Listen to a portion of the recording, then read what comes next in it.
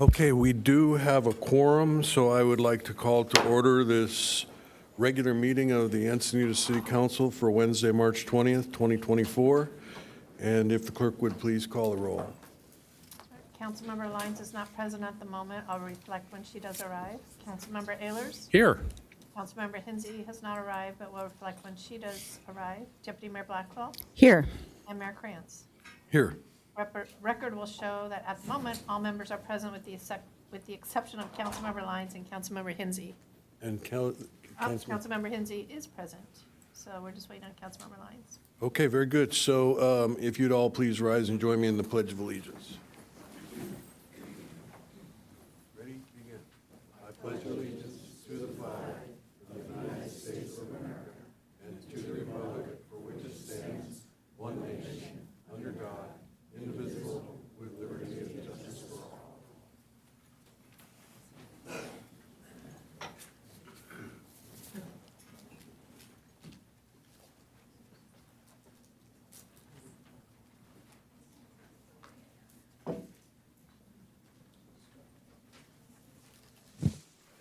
Okay, thank you. We're starting this evening's meeting with the presentation of Mayor's Certificates of Recognition to outgoing commissioners and task force members. And what I'm going to do is call you up individually, and if you could stay up here, when everyone is here, we'll have the whole council come and get a picture with everybody. So I'm going to start tonight. Obviously, I say it every time we are going through the appointment process for our commissions. This city is, blessed with a lot of very dedicated citizens, many of whom are willing to give freely of their time. And it is something that I will always appreciate and am grateful for. So I thought it was important that we take a minute to recognize you all for the contributions that you've made to making our city a better place. So I'm going to start with Maureen Farley, who served on the Senior Citizen Commission. And these certificates look like this. I will open the first one. There you go. Thank you. Peter Tobias also is isn't serving any longer on the Senior Citizen Commission, but he is not here tonight. My dear friend Kathleen Lees from the Arts Commission. She has been dedicated to the arts all her life, and particularly here in Encinitas. So thank you very much. Irene Abraham is also no longer, she's termed out on the Commission for the Arts. She is not able to attend tonight. Environmental Commissioners, Christian Adams.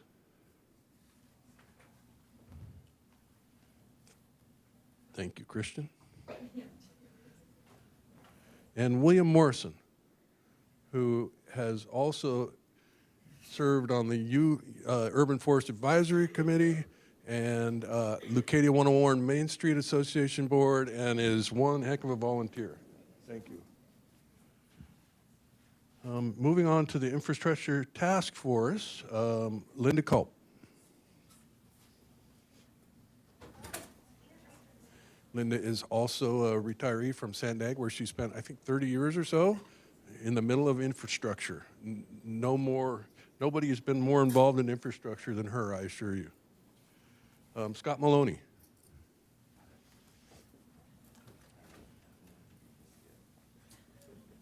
Thank you, Scott. Diana Mansi Nunez.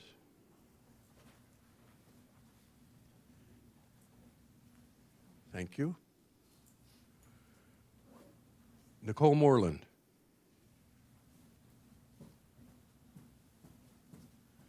Thank you. Dick Stern,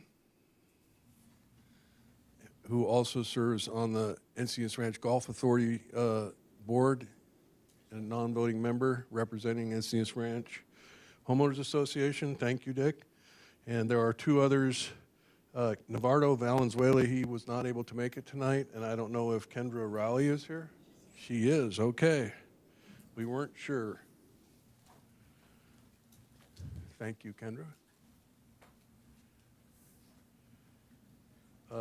Mobility and Traffic Safety Commission from Olevenheim, Harold Standifer.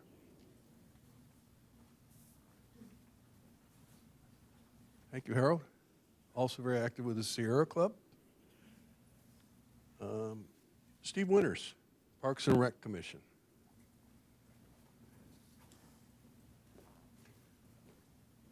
Thank you, Steve. Dan O'Halloran, are you here? No Dan.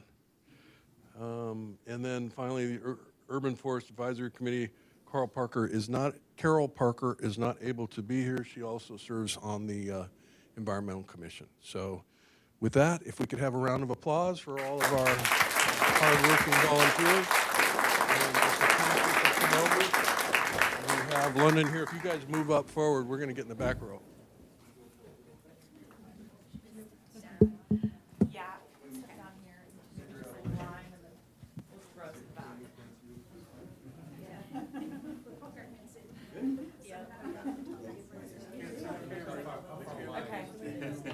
Yep, we're good. Okay. Here we go. 1, 2. Okay, great.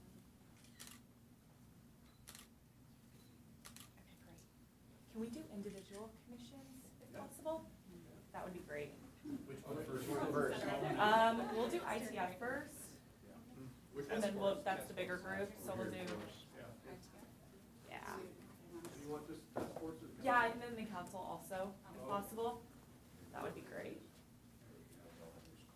And then we'll do all the other ones.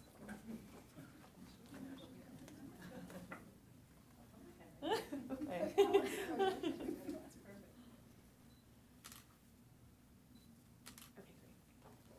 you. And then next, we can do arts.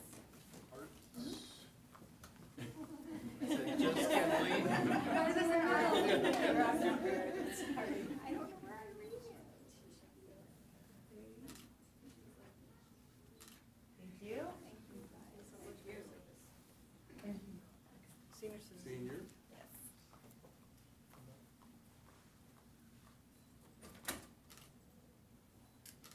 Okay, thank you. Parks and Rec? Oh, either one, we can do Parks and Rec.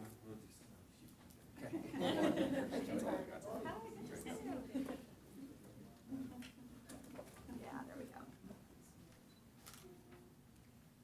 Great, thank you. Thank you. And Harold. Traffic and mobility.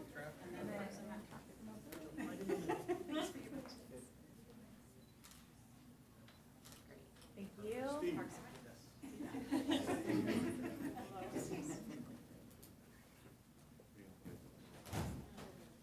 Okay, thank you.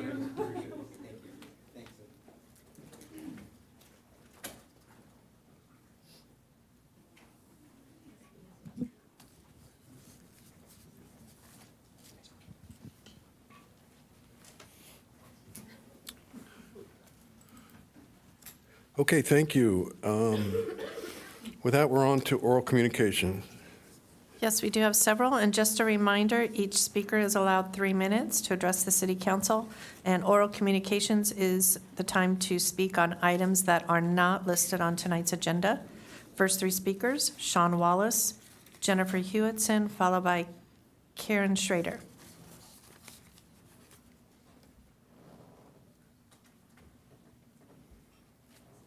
All right, so it's working. Here we go. Good evening. My name is Sean Wallace. I'm a resident of Encinitas for more than 25 years, and I would consider myself now a cycling advocate. What I want to talk about is that back in 2019, we were here discussing the city's proposal to line the Class 2 bike lanes between Solana Beach and Cardiff with bollards and wheel stops. And this despite this popular stretch of road having no history of any notable cycling accidents. Several cycling experts and local cycling organizations cautioned against doing that, raising safety concerns. And I can imagine that the council that night perhaps thought that it was just hyperbole, But as we have seen since, unfortunately, if anything, those experts were understating the number of, the severity of the accidents that would occur. Okay, I'll say it. Unfortunately, that night, the council chose to ignore these experts and preferring instead to listen to the mayor's husband. And no sooner did those bollards and wheel stops go in, than the cyclists started crashing and hitting the ground. Some of these were my friends. And in the 4 years since then, we've become aware of over 30 bicycle crashes on this formerly safe stretch of road, many requiring ambulances and some so bad they required trips to the ER and surgery. One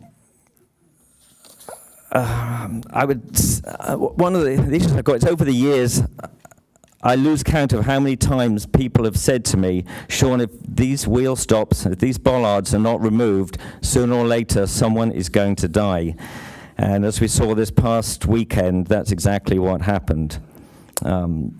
It has become the most dangerous stretch of road in the county. In fact, I've cycled all over the world, and I don't remember a stretch of road with as many casualties and the level of carnage amongst cyclists that this stretch of the 101 has since the bollards went in. I know the city talks a lot about improving bicycle safety, so let's start with the low-hanging fruit. This is the low-hanging fruit. It's the elephant in the room. I mean, there are more crashes on this stretch of road since these bollards and wheel stops went in than on maybe everywhere else in the city put together. And I realize for some that means acknowledging that the results of that infrastructure has not been what you were led to believe was going to happen, but it's time to remove it rather than continuing to blame the cyclists and perhaps point to supposed increases in ridership along that stretch of road. Because I'd say the difference between those claims of increased ridership and the crashes is that the crashes actually happened and cyclists actually got hurt. Thank you. Thank you for your time.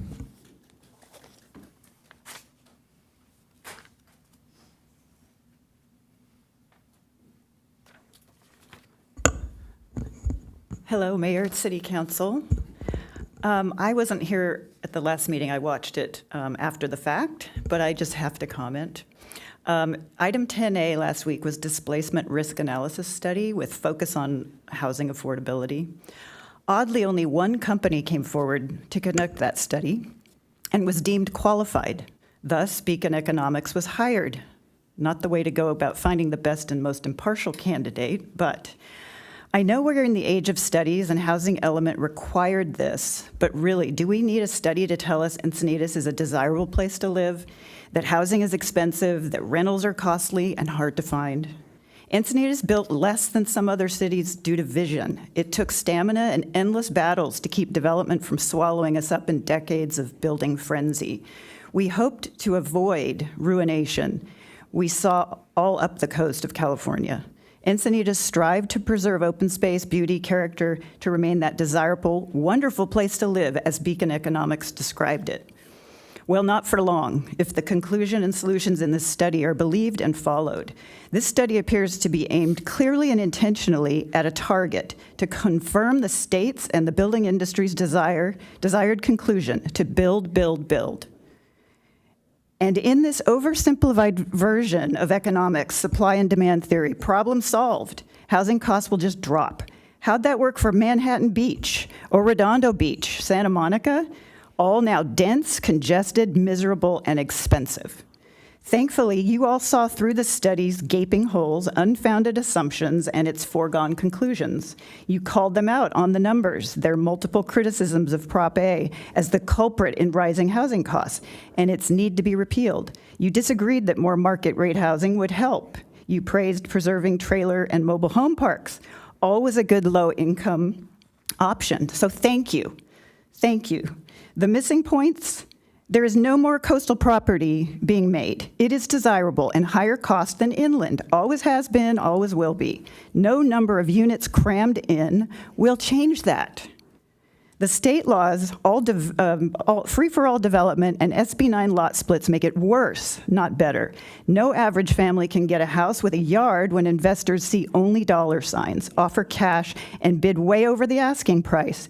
SB 9 and other laws have created a monster in a feeding frenzy. Prices are rising due to greed, as well as the desire to be on the coast, with some spaces in between. Thank you. Next speaker is Karen Schrader, followed by Ellen Burr, and then Scott Campbell.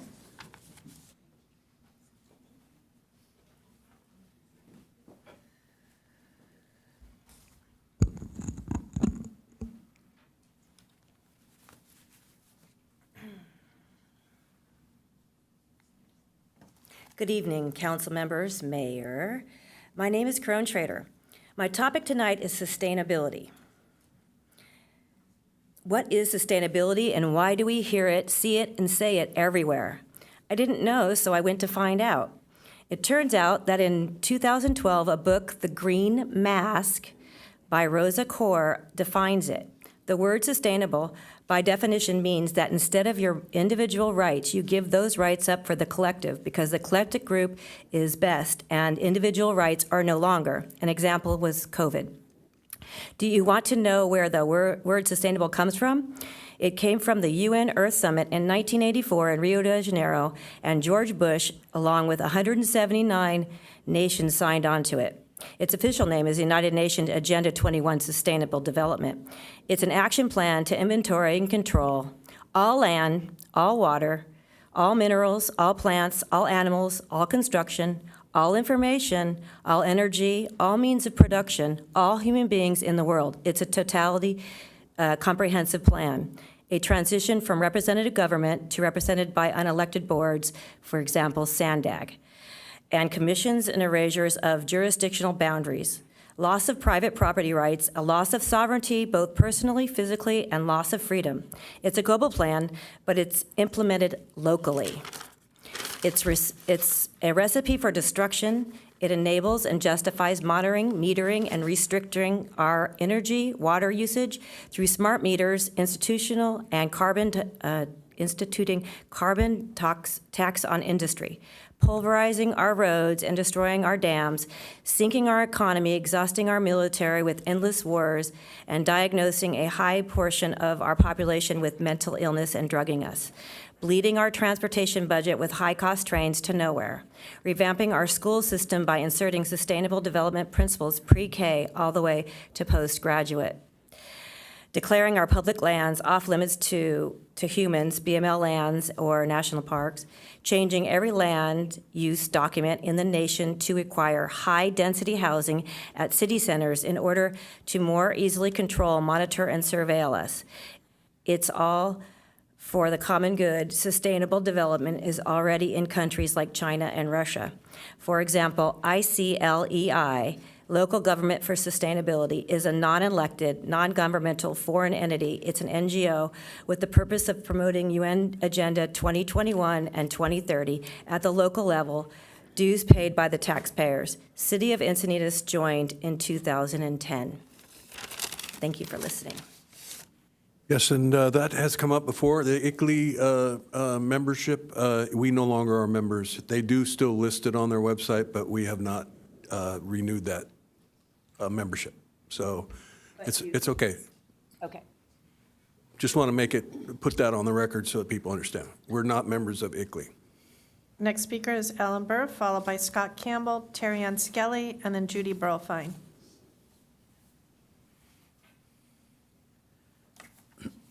Good evening, Council. I was not able to make it earlier.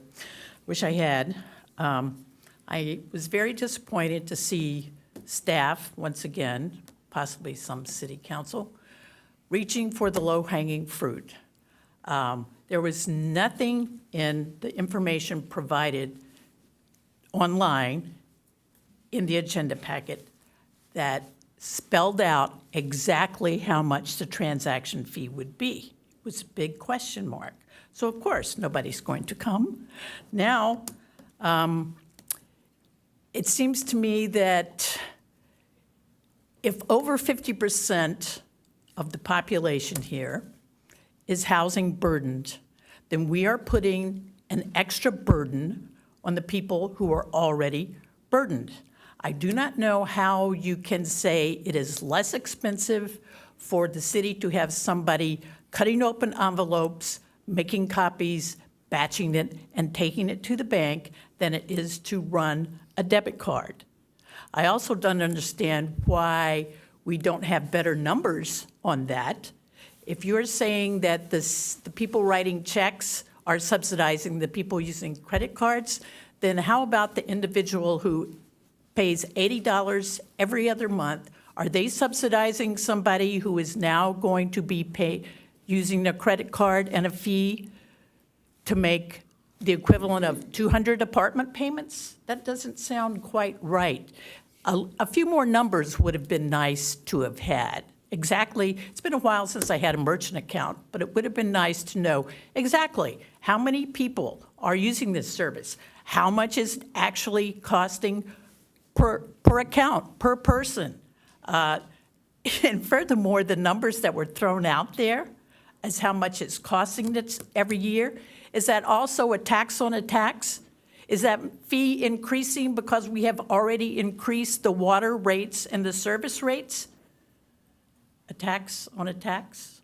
A fee on a fee that's already been increased?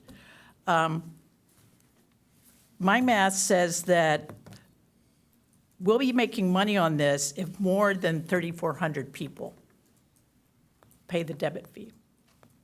I would like to hope that there were better ways to come up with $50,000 in debt. Maybe don't put all that stuff you have for freebies in the Water District office. This low-hanging fruit is very disappointing.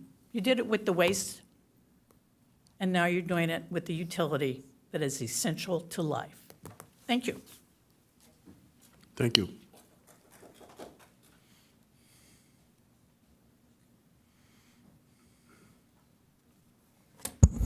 All right. Well, this stuff's here is pretty cool. So my name is Scott Campbell. I live in Encinitas District 1. And I'm actually here to talk about events that occurred in Encinitas District 3. But first, let's agree on some facts. Bollards are not beautiful.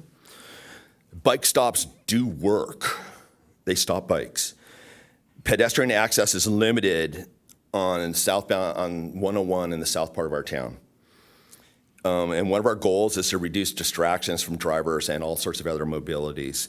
All these things contribute to hazard level. Hazard level is related to safety, and we have the chair of the Safety Commission here. I'm glad he's here. I saw the same list that the Encinitas Bike Walk people, I counted 32. And a majority of them were people that actually ran their bike into the curb. I'm gonna call it a curb. That's all it is. It's a curb separating, we're not sure what. In business, unsafe products get recalled from the market. There's precedent has been set. We pulled out the traffic circle on Eolas on my street. I asked the council to pull out these curbs and redo the bike lanes. Remember lawn darts? Out of here. Remember mopeds? Moms banned them. E-bikes are on the list too, but they're talking about kids under 12 can't ride them. They're talking about that. Tasha, homegirl, has got that on her list. The annual progress report coming up talks about Vision Zero. The guy died. We have the circulation and safety elements in the general plan. This is all about that. We need to reduce hazards in the circulation parts of town. The city is creating a multimodal transportation network to serve community needs. This is out of some documents here. It's not creating that need, it's actually causing hazards. And when there's a problem, we need to change it. You have that ability to order that changing. The city just hired a mobility manager. I asked the council to direct that person, I wish I knew their name, I'm sorry, I apologize, to look into the actual safety of some of these bike elements and produce some numbers and see if there's ways we can make them safer. And it's not by adding more. Sometimes reducing is improved. I do software. A lot of things I do is bugs. And you know how I fix bugs majority of the time? It's not by adding more code. It's actually by reducing code. So we might be able to reduce stuff and actually make things safer. I was called up here by a handful of members of the Encinitas Citizen Review Panel that couldn't be here tonight or whatever, didn't want to speak. And I'm speaking for them. And it's rare that I agree 100% with Encinitas Bike Walk, and I do on this. Please consider this issue. Thank you.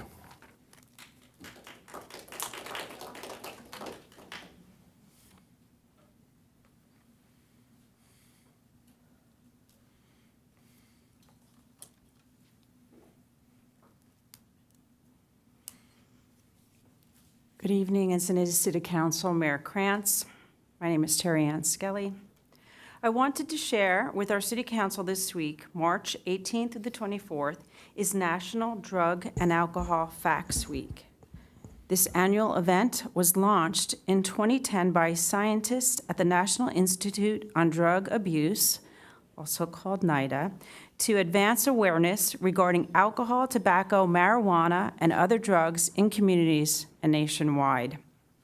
For example, young adults who begin using marijuana before age 18 are 4 to 7 times more likely to develop marijuana use disorder. High THC levels may explain the rise in emergency room visits throughout San Diego County. Thus, this year's focus is shattering the myths about marijuana use. The concern is the amount of THC in marijuana has been increasing steadily over the past few decades. Each day this week, the National Institute on Drug Abuse, NIDA, and other national organizations who protect children and youth adults, their health and safety, are sending out these important facts. Parents hope that our city can be counted on to have as a high priority the health and safety of children and young adults. The problem of today will be less likely in the future because of what we do today to protect them.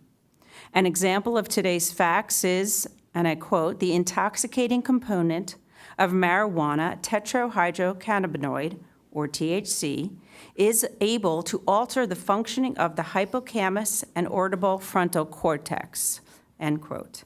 These brain areas enable a person to form new memories and shift his or her attentional focus. The marijuana consumption creates cognitive dysfunction, behavioral problems, memory attention deficiency, structural and functional changes in the brain. I recognize that childhood is where a positive trajectory can begin. What children see, read, hear, and smell form perceptions regarding choices that will affect their health and safety in their future. Unfortunately, 4 pot shops in Encinitas are never valuable for the health and safety of our youth. Marijuana businesses always put profits ahead of young people's health and safety. Thank you for hearing me tonight.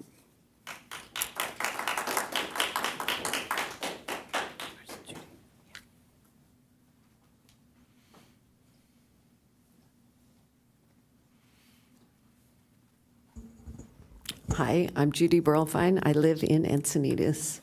I'm the chair of Encinitas Bike Walk. I'm speaking on behalf of myself, but I wanted to say that. And as the chair, I feel it's important to acknowledge the tragedy of this death that we just experienced, and my heart goes out to the family. I want to thank all of you for working hard to make the cycling experience in Encinitas accessible to all, to young and old, to fast cyclists and slower cyclists. We don't know the reason for the death, and I think it's premature to jump to conclusions. When I heard the first speaker talk about the formerly safe corridor, it brought to mind my experience when we were building sidewalks on Santa Fe Drive.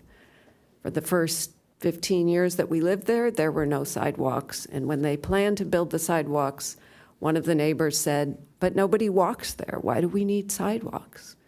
Well, I stopped riding my bike on 101 many years ago because it was unsafe for slower cyclists. We now have many more cyclists there. It makes me happy every morning when I go down there and I see people in the cycle tracks. Some of them go 5 miles an hour, some of them go 10 miles an hour.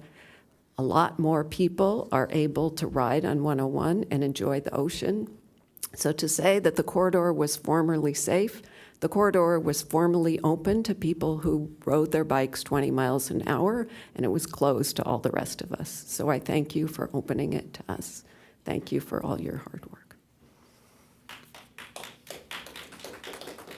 Mayor, that does conclude oral communications. Thank you to all who spoke, and like Judy, I extend my condolences to the family and friends of the man who died on Sunday morning. With that, we will move on to item 6, which is a report from closed session. We didn't hold one.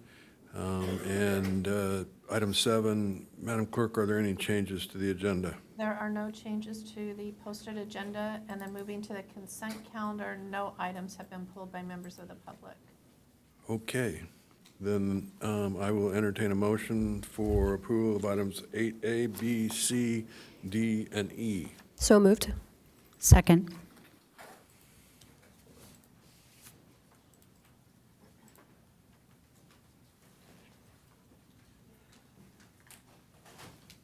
Deputy Mayor Blackwell? Deputy Mayor? Vote? Thank you. That's okay. Motion carries unanimously.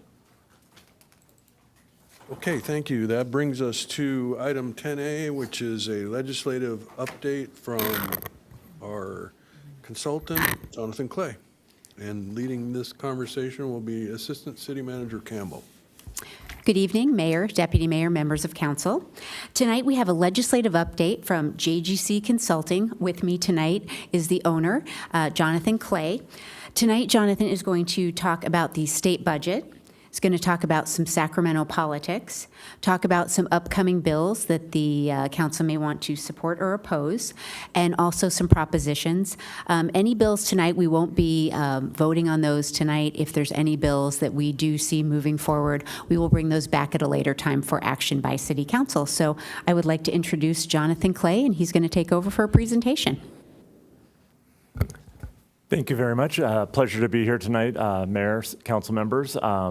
Being your lobbyist in Sacramento for many years, and I always appreciate the opportunity to come and speak to you about all the fun stuff that we're doing up in Sacramento. Budget, which is not one of those fun things. I joke that I feel like one of the 5 horsemen of the apocalypse when I talk about this year's budget. Just in terms of context, go back 2 years ago, we had a $100 billion surplus, and now, depending on whose numbers you look at, whether the governor's estimate or the legislative analyst, it's anywhere between $38 billion to $73 billion deficit this year. That's a massive swing in just the course of 2 years. And a lot of that's driven by capital gains. And so, for context, the top 1% of taxpayers in California basically carry 50% of the state's total general fund revenue. The top 10% carry 80%. So when the stock market's doing well, California's budget's doing great. When the stock market takes a dip, we get the flu. So hopefully, and the budget, the numbers coming, the revenue coming in this year has fluctuated a lot. So when the governor released his budget in January, 1 month later, those numbers were already off by $15 billion in the hole. But then into February, they collected $500 million more than they anticipated. So we will see where this all kind of shakes out come May 15th when the governor releases what's called the May Revise, and that's when we start the kind of final budget process before June 15th and the July 1st start of the new fiscal year. A couple of things that I will talk about, what they're trying to do with the budget also this year is do a lot of delays of spending and borrowing from the reserves that have been built up. I think that's something that's important for a local government to focus on because, yes, this year's budget's maybe what we'll use the $73 billion number, anticipate budget deficits the next 2 years. Those next 2 years worth of budget deficits are going to be that much harder to cover because this year there's been a lot of different kind of accounting I'll use the word tricks to be able to paper over that budget deficit. So I think from a city's perspective, you'll start to see more efforts by the legislature to either impose new fees, charges, pull money back, et cetera, starting in the next 2 budget cycles. Finally, I think the last thing I'll just kind of sort of say on the budget deficit is a lot of the members have never, the legislators have not been through this level of deficit before. And so there's not a lot of experience in how they're going to try and navigate this. And so that's also going to make this process much more difficult. So, which then kind of leads to the next part of the presentation, which is Sacramento politics. We have 2 new leaders now in the legislature.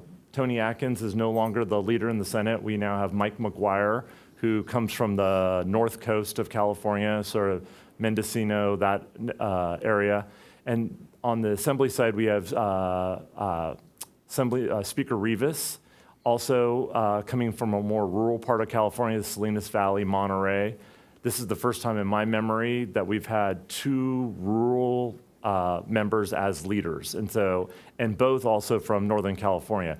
Typically, it's just always kind of worked out. You've had one leader from the northern part of the state and another leader from the southern part of the state. So it'll be kind of interesting to see if that changes dynamics at all, but it's definitely bringing a more of a perspective of those rural counties, a lot of emphasis on fire, which has really hit hard in those kind of more rural areas. The other thing to share on as it relates to the politics is not only do we have new leadership, but we also have, for the most part now, all new committee chairs. So everyone's trying to figure out how the committees are going to be working under new chairs. We also, this is the final year of termed out legislators kind of cycling out. So come January, we're going to have all brand new legislators. Again, going back to that lack of experience in dealing with the deficit, we have all new members now that are going to be dealing with these issues. And so everyone's also trying to kind of feel out their roles and how they're going to interact with each other. So it's sort of a rebuilding year, I guess. But for those of us that are have to work through the legislative process, it's a lot of unknowns right now. And things will start to shake out. With term limits, you may remember when the voters changed things up, now legislators can sit for 12 years and stay in one house, whereas before it was you had 6 years in the Assembly, 8 years in the Senate. Now you're seeing more, you can do 12 years however you want to spend it, but most people are staying in one house or the other. I think also as it relates to politics is just how the leadership is interfacing with the governor. These are 2 new leaders. They've never done a budget before with the governor, and you're already starting to see that kind of play out with the governor put out his January budget, the Senate put out their own proposal, and the Assembly then kind of pontificated and said, we're not going to touch any of this for a while. So again, it's kind of unknown, uncharted territory for the time being. When it comes to legislation, again, we're seeing a lot of housing-related things. This week, we're seeing a lot of the spot bills that were introduced getting amended. This is, I think, the first kind of crop of bills that I think it's worth putting on your radar and talking through, and I'll kind of go through each of these. I don't know if we'll be taking action on these yet, but I think they're things that the city may want to consider thinking about in the future. Member Alvarez here from San Diego has AB 2560, and this has to do with density bonus within the coastal zone, and basically saying that within the coastal zone, density bonus carries, and that there's, what's the right term for this? Nothing within the Coastal Act will prevent a density bonus. So if density bonus allows for waiving of parking requirements, which is usually something Coastal Commission doesn't like to see waived, if this bill became law, it would carry that. So definitely, I think both because I know density bonus has been a sensitive subject for the city in the past, but couple that with also then the interplay with the Coastal Act, I think it's something the city may want to think about looking at. Another bill, SB 1092 by Senator Blakespear, again, deals with the Coastal Act and has to do with multifamily residences and the appeals process. So if you're trying to site and build a multifamily residence in the coastal zone, this bill would set up different sets of standards for how someone could try and do an appeal or try and challenge an approval of a multifamily project within the coastal zone. Then we get to a pair of bills by Senator Wiener that I definitely think the city may want to look at. It was interesting. SB 951 was just amended yesterday. Originally, it was exempting the city and county of San Francisco from the Coastal Act and just flat out exemption. I think there's probably a lot of coastal cities up and down California that would love to have that ability. That part of the bill has been struck out of it, and now it has to do with, and it's a little technical, so this, don't quote, hold me to this, but it seems to apply to how you do rezoning of standards in the coastal zone and also how appeals happen then.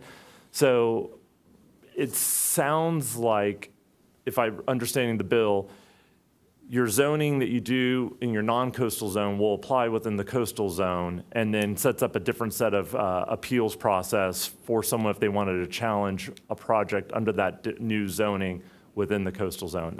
I'm not quite sure if that's a good thing or not from the city's perspective, but definitely something worth taking a look at in terms of how it may impact the city's housing numbers.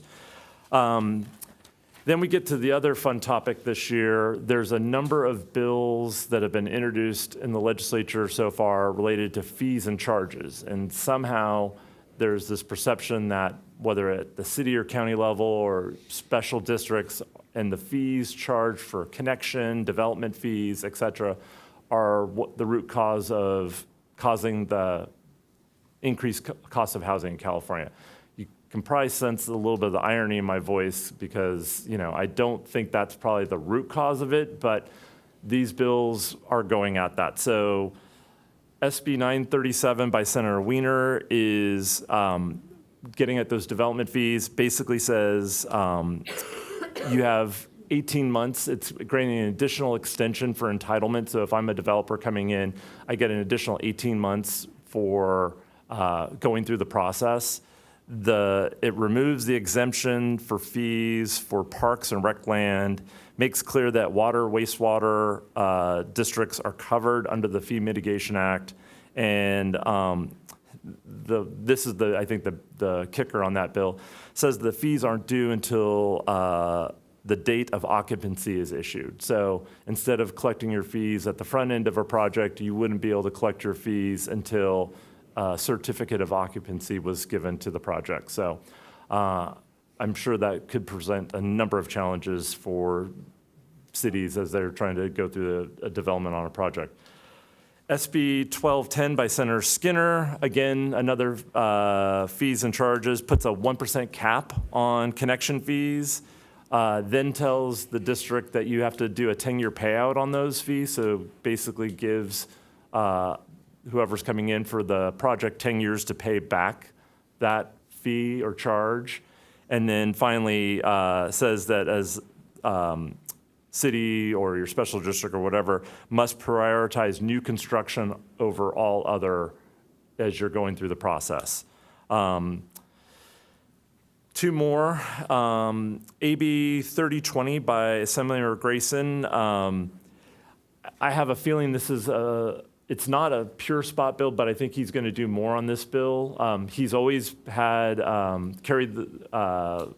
been a champion, I should say, for the BIA on the issue around fees and connection charges. What this bill is basically right now requiring is that you have to create a website with a tool that allows a project proponent to be able to estimate their total fees. And I'm guessing that at some point the language will get morphed and I'll say that once an estimate of fees have been given, that's the total amount of the fees and you can't change it. So even if the project changes. So I think that's one to keep an eye on. And then finally, AB 1820 by Assemblymember Shivo has to do with, again, application fees, and basically sets a very short time frame for a city of getting back to someone that comes in with a project for, you have 10 days to give them a set of sort of like draft fees. And then once a final app has been submitted, you have 10 days to give the final total amount of fees. So I know some of these bills are on the League of Cities radar. They're gearing up to weigh in on them. But I thought they, at least at this point, were some of the bills that I thought might be of interest to the city and worth considering for taking a position on some point in the future. And then finally, the fun election cycle that we've had. The governor just announced, and there was a couple news articles about it about an hour ago, that Proposition 1, which was his mental health bond that was on this past March 5th, it passed. I think it may have passed with less than 20,000 votes. And it was a very, last week, at one point it was only winning by 1,600 votes, and then it had kind of gone up and then back down. But it looks like, well, they're declaring victory, so somewhere passed by about 20,000 votes. I think that's important because a lot of the efforts that have been going on last year in the legislature, whether it was Care Court from 2 years ago or another bill that SB 43, you may know about it as more the involuntary holds, trying to get at homelessness issues. Those bills are really dependent on the funding that's in this bond for being able to provide transitional housing, mental health beds, et cetera. I think also from a city's perspective, by Prop 1 passing, it now sets the stage. You're going to probably see 3 other bonds now get moved through the legislature's process, put on the ballot for November. One being a climate change resources bond, another being an education bond, and then finally some type of bond around housing. So I'm anticipating those are going to be the 3 bonds. Right now, the climate bond is set at about $18 billion. I highly doubt that that's where that bond ends up when it gets put before the voters. Right now, given the condition of the state's budget, it's likely that the debt service that the state could bear is about $15 billion. So those 3 bonds are going to have to come in under that number. And so you'll probably see less opportunities on the resources bond. That's typically where a lot of the park money, clean water type projects come in. Not quite sure what we're going to see on the housing side. And then on the education bond, I'm betting that probably lands around that 10 billion mark. A lot of that's going to go to school facilities for both new construction and deferred maintenance. So I think that's a lot to have covered. And also on the November bond, be prepared. You're probably going to see somewhere, there's I think 12 ballot proposals that are already qualified, and there's a number of other ones out for circulation. So I wouldn't be surprised if you see 14, maybe 15 proposals on that November ballot. So plus whatever occurs at the local level. So with that, I will end and see if there's questions. The Our Neighborhood Voices group, which was proposing a constitutional amendment that would make land use matters an issue of local control, local matter. And I saw that their deadline to turn in petitions was on Monday. And I haven't heard anything about the circulation of those petitions. Have you? I haven't, but Monday seems a bit early. I thought they were already circulating for signatures, and for signatures, my understanding is they have till, I think, that first week of May to be able to turn in their signatures to, the respective registrar of voters for validation. But let me take a look and see, because maybe they hadn't actually been cleared for circulation yet. Yeah. No, it seemed to, I was at the Secretary of State website, and it seemed that it had been cleared for circulation. So my understanding is they should then have until late April, early May to turn in their signatures. They typically need 30 days to validate signatures because things need to be placed on the ballot roughly sometime, I think, mid to late June. Oh, I must have been misreading what the website said, so. I'll get back and get an answer to you on that on a status update. Thank you. Councilmember Hensy. Thank you. Thanks for the update. It's always so fascinating to hear how these things are going to affect us. I have two questions. The first question is, other agencies that I serve with are putting more resources into federal lobbying because of all the tax funding that is going to be coming down. What have you heard other cities doing to try to obtain some of that grant funding?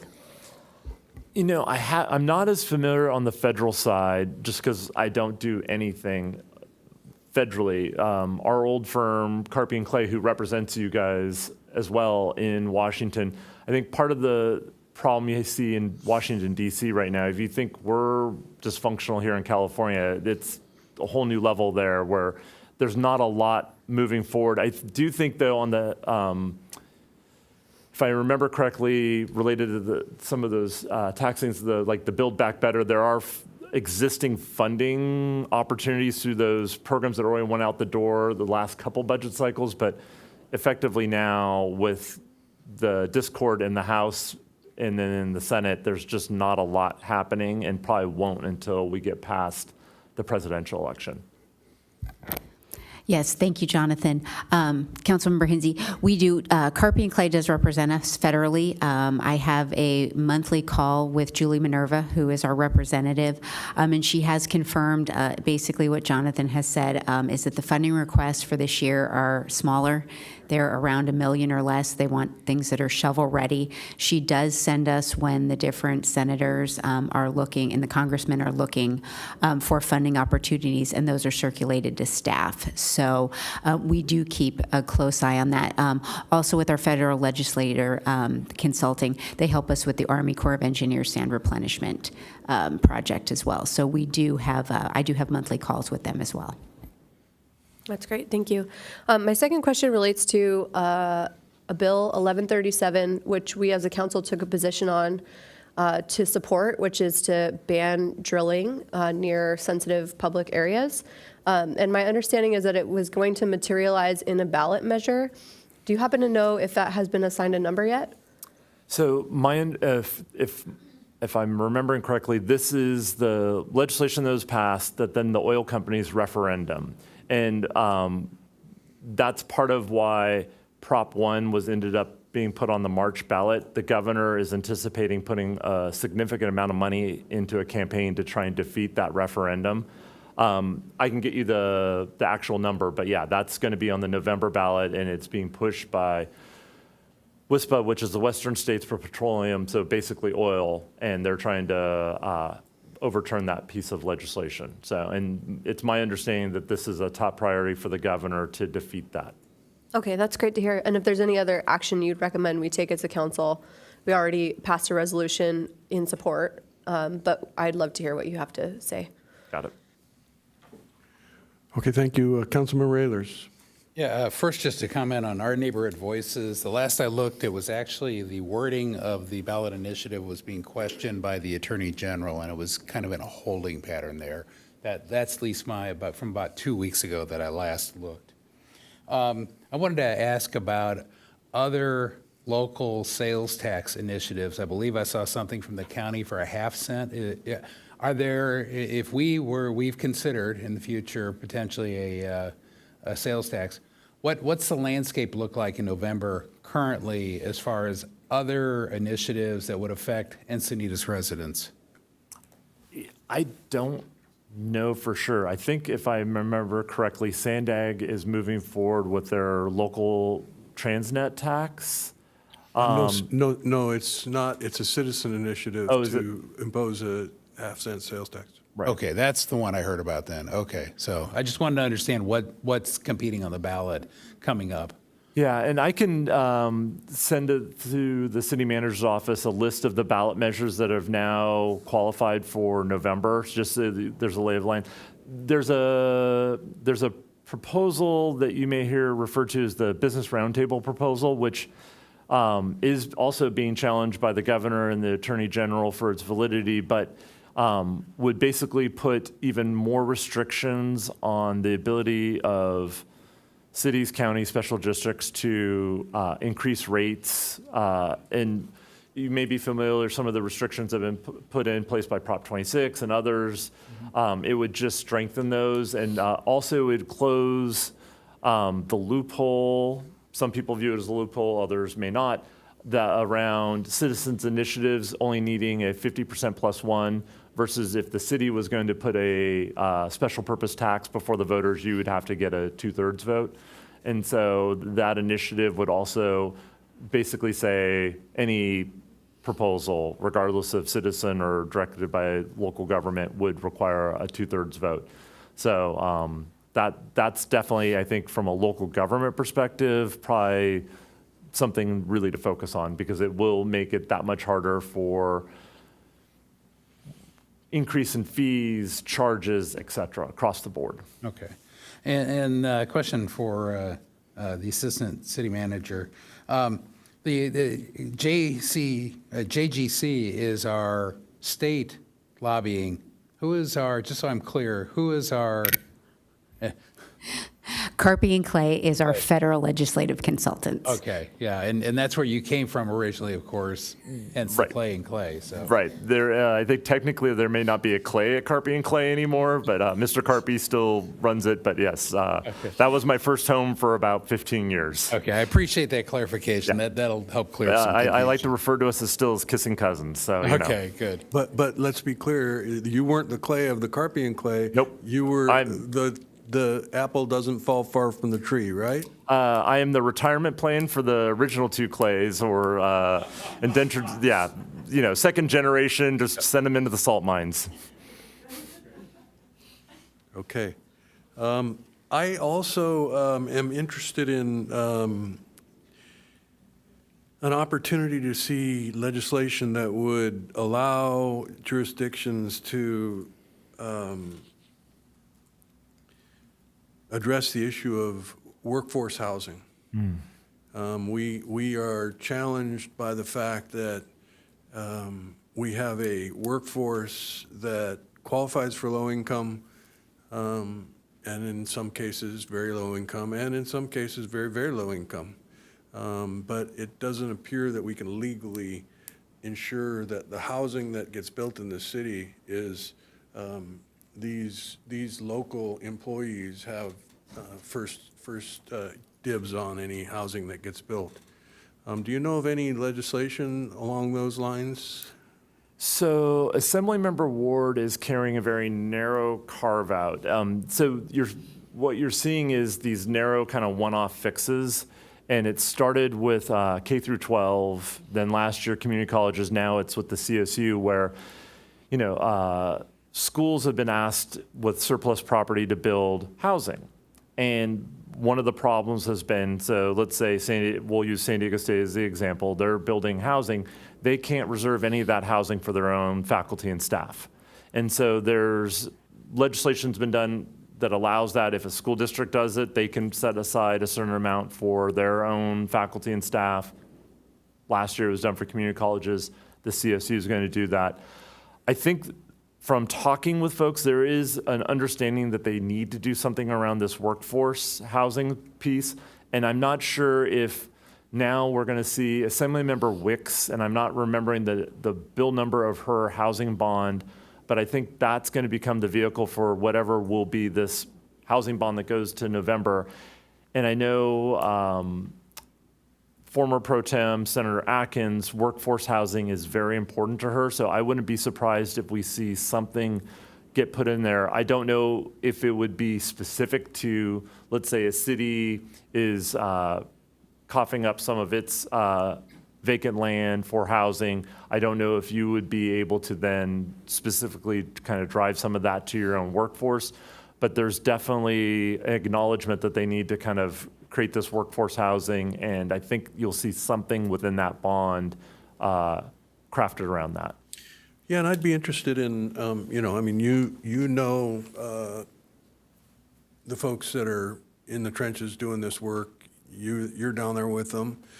I'm particularly interested in ways that if we're going to have the burden of these projects that provide 20% affordable and, have the parking, limited parking, the benefit of the residents of that housing being employed in our city means that we don't have commuting in and out. And so I would hope that somebody might be willing to carry a bill that maybe allowed for, a 50% restriction for local employees. And so what I would say to you is that as you're traveling about, if there's anybody that might have an interest in that, we'd love, I think that it would be great to collaborate a bit and see if we could come up with a solution. Definitely. I don't see any other requests to speak. So I will thank you for your work and trust that in your interactions with the Assistant City Manager that anything that we need to know about will get to us. So thank you very much. Could we get a copy of the presentation that we were all scribbling down very quickly, those bills, so we can go look at them? Councilmember Ehlers, I have that, and I will go ahead and email that to all of City Council. Thank you. Okay, thank you.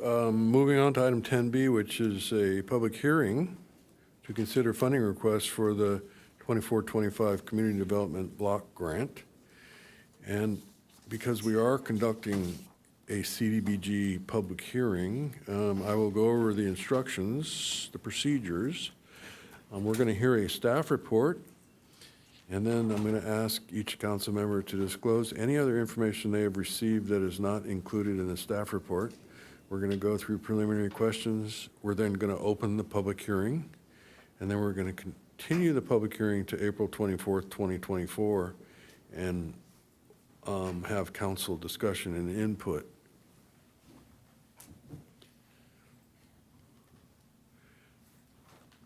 So thank you for being here, and Thank we're you. ready to start. Good evening, Mayor, City Council, and members of the public. It's my pleasure to bring this item before you tonight to consider funding recommendations for the fiscal year 2024-25 Community Development Block Grant activities, otherwise known as the CDBG program. The city is an entitlement community and has been receiving annual funding from the U.S. Department of Housing and Urban Community Development, or HUD, since 1990. Each year, the City Council approves funding for the CDBG projects and activities. The projects must be considered eligible under the CDBG program and must meet a local objective. To be eligible for funding, all programs and activities must meet one of three national objectives, be an eligible use of funds, and meet a city priority as identified in the city's 5-year consolidated plan approved by City Council on April of 2020. The fiscal year 2024-25 CDBG estimated award for the city of Encinitas is approximately $297,000. Funds are typically dispersed into three categories. First, public services are programs that directly assist specific populations. It is important to note that the funding cap for the public services is 15% of the total annual grant.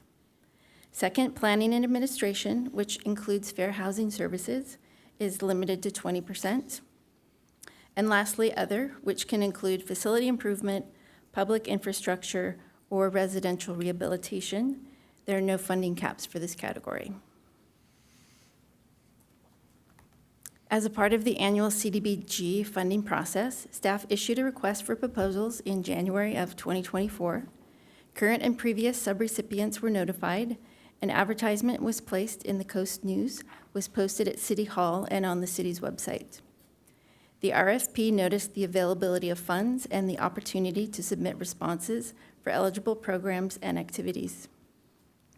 5 public service requests were received for a total of approximately $76,000. Because the public service category is limited to approximately $44,000, the recommended amounts for the Community Resource Center and Meals on Wheels were less than what was requested. We are not recommending funding for interfaith community services at this time due to underperformance during the current fiscal year. The requested amount of approximately $59,000 for planning administration is recommended, and it's recommended that the Development Services Department receive the requested amount of approximately $193,000 for the residential program.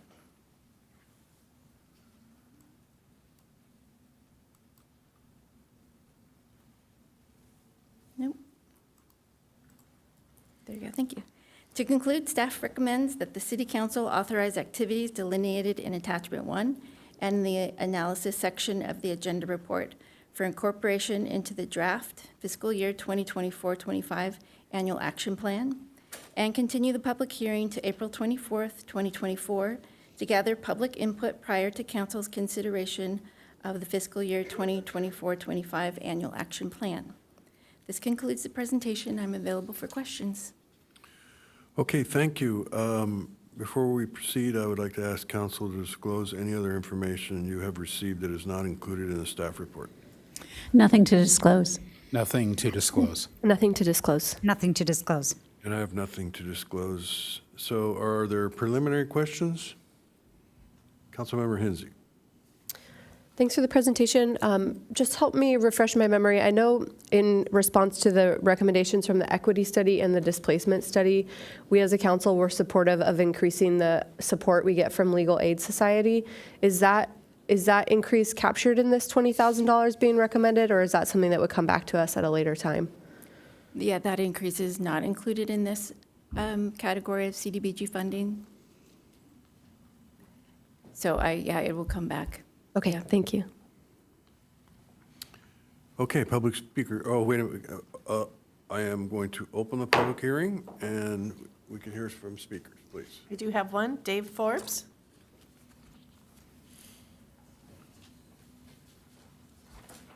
Good evening. I'm speaking on behalf of Meals on Wheels of San Diego County in regard to the funding of $10,000 for the CDBG program year 2024-2025. Our mission is to nourish the mind, body, and spirits of seniors and disabled veterans. Meals on Wheels provides daily delivery of fresh meals to seniors in the city of Encinitas, accompanied by a safety check, a social visit, care navigator support, and referrals to other services, if necessary, for every day of the week. The requested funding is for food and packaging for 8,180 meals to be delivered to 75 low-income, homebound seniors living in the city of Encinitas. We provide a daily delivery of meals, including weekends and holidays. Although Meals on Wheels is more than a meal, we also provide the social visits, safety checks, care navigation, with referrals to other providers if necessary. We have a network of partners that can help the seniors with things like installing fire alarms, repairing or replacing ramps, even to the point of getting electric generators for people in case of a power failure. The last completed CDBG program from 2022 to 2023, we provided 7,585 meals to 73 Encinitas seniors, which 98% were low to moderate income. All services were subsidized by 60%, and further subsidies are provided to those who qualify. Continuation of the City of Encinitas' CDBG funds is needed to reach and serve newly identified at-risk seniors who need our services.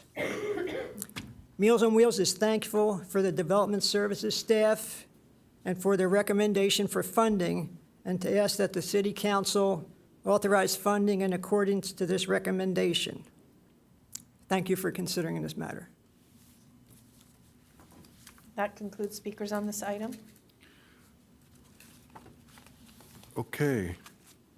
So we're going to continue the public hearing to April 24th, 2024. And so is that when I hit my gavel, or do I do that later? Do a motion so that we have it. Oh, I need a motion to continue that. And also, item number 1 is to authorize the funding activities as presented. Well, so should we have some council discussion first before we continue it? If you wish. Yes, let's have some council discussion. Councilmember Hensy. Thank you. All I was going to say is that I think last year we used a little bit of general fund to plus up Meals on Wheels and get them to their funded request, and I support doing so again this year. Okay, Councilmember Lyons. I'm aligned with that request. However, I'd just like staff to give their response on how that would work in regards to the percentage that we're allowed. Adding general fund doesn't affect the percentages that we're allowed, as long as the CDBG money stays under 15% for public services. Understood. Thank you. Deputy Mayor Blackwell. I'm aligned with that proposal too. I did want a refresher of what we did last year, because we did use some general funds, and did we use it for all of the entities requesting in the public services category?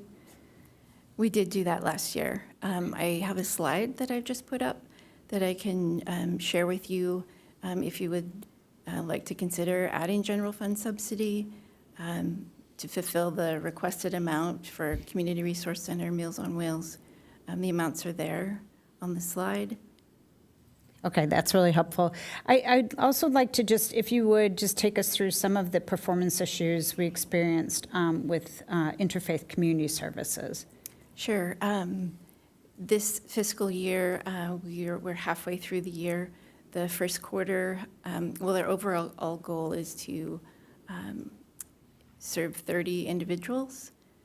The first quarter, we were at 6. The second quarter, we were at 0.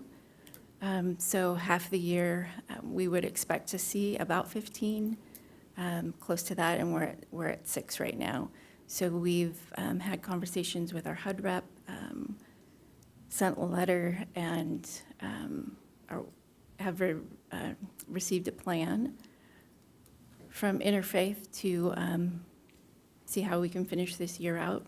But based on accomplishments so far, our HUD rep recommended that it might be the wisest decision for us to not fund this next fiscal year. Okay, that's very helpful. Thank you. Councilmember Ayers. Yeah, and I'm supportive of the moving the money around. I did have one other maybe proposal that does the same thing. The $11,420 for Buena Creek Navigation Center, I think I asked during my briefing, what kind of percentage is that of the operational costs that we're putting into Buena Creek? I don't actually know the percentage. I think the term we used, or I used, was drop in the bucket, and Correct. that's fair. Yeah. So what I would propose is, could we take that 11,000 and put the rest, bring up the 7,208 to 10,000? Wouldn't have to. The general fund's still going to get hit because it's going to get hit to help Buena Creek ultimately. But I was just thinking from CDBG funding, that seems like the logical place is let's use the money that's there in that bucket to fund items in that bucket, and then anything left over in that 11,420, could that be diverted to the other bucket for the Legal Aid Society? Because I share that concern that I want to make sure we're fully funding, and if not, overfunding Legal Aid Society, because I view that as one of the best things we can do. The very people that need representation to fight discrimination and fight for equity can't afford the lawyer. So I really appreciate, and I think other council members have already said that, they appreciate it. So is it possible to do what I just said and split that 11,000 between those two locations? It's not possible to add more to the legal aid because we've capped that at 20%. We can move it around in this category, public services, because it would remain at 15%. But we can't add any more to the administration because of Okay, but we 20% could cap. up the Meals on Wheels to 10,000. And was there a reason, it was just the 11,000, what drove the proration of the first two items and then essentially putting the excess money into the Buena Creek. What's the logic there? Why not the full request for CRC and Meals on Wheels? That is a good question. We did want to use some of our CDBG money to support the Buena Creek Navigation Center. The Coastal Roots Farm, the minimum is $5,000, so we couldn't take any off of that. We needed to fully fund their recommendation at $5,000. And the Buena Creek Navigation Center was just something we wanted to get behind in the CDBG program. And is that something HUD, but you wanted HUD to have some money going there that could be identified as a program, a successful program that they would hopefully get behind even further later? Is that kind of where we're going? I suppose there's that potential, yes. Okay. Yeah, Okay. it looks good. Mhm. Okay, well, I support the Meals on Wheels at 10,000, however it's done. Yeah, and, you know, I appreciate the city manager and her team, looking to use CDBG funds for BCNC, the Buena Creek Navigation Center. But if we're talking about using general fund money to plus up Meals on Wheels and maybe CRC, maybe we skip that amount for the BCNC, and just that 11,420 is almost the amount, I didn't get out my calculator, that would allow Meals on Wheels and the CRC to be funded in full, wouldn't it? Yeah, nearly by about $300. How much? Looks like about $300. 351 would be left over? Mhm. Underfunded, so 351 from the general fund in order to plus them up, and we don't get, the city staff doesn't, our CDBG funds don't go into the city's budget Sure. as income. Does that sound reasonable? I'm open to that. That'd be my motion. I'll second the motion.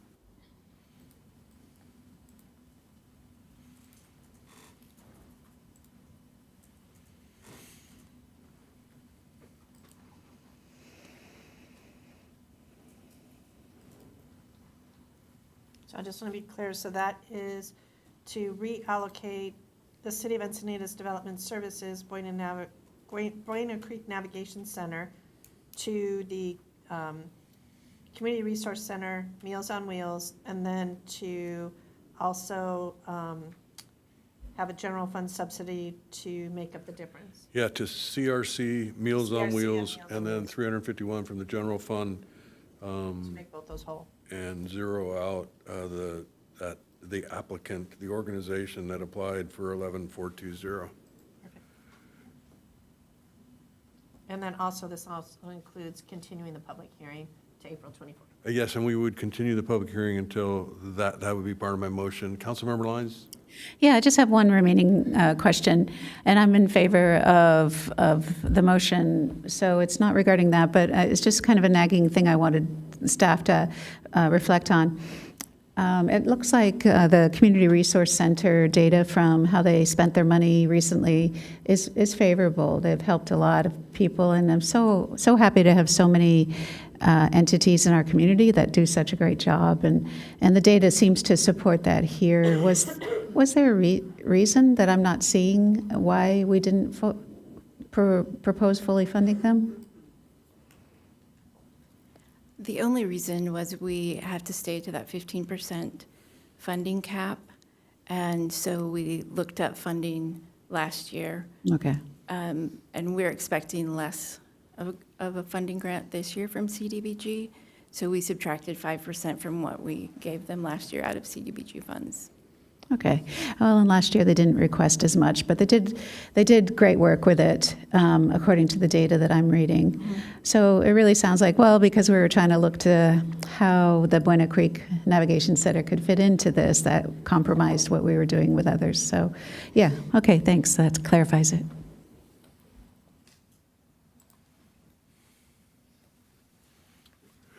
And if council members haven't done a ride along with the Meals on Wheels, I highly recommend it. It's a wonderful program and worth an opportunity to share the experience. So thanks to Meals on Wheels. Okay, that has been continued, that item, to April 24th and other staff direction there. And then we're on to item 10C, which is the city council to provide direction on policy and funding for the preparation of a native plant ordinance, and our senior planner, Jednak, will be leading that item.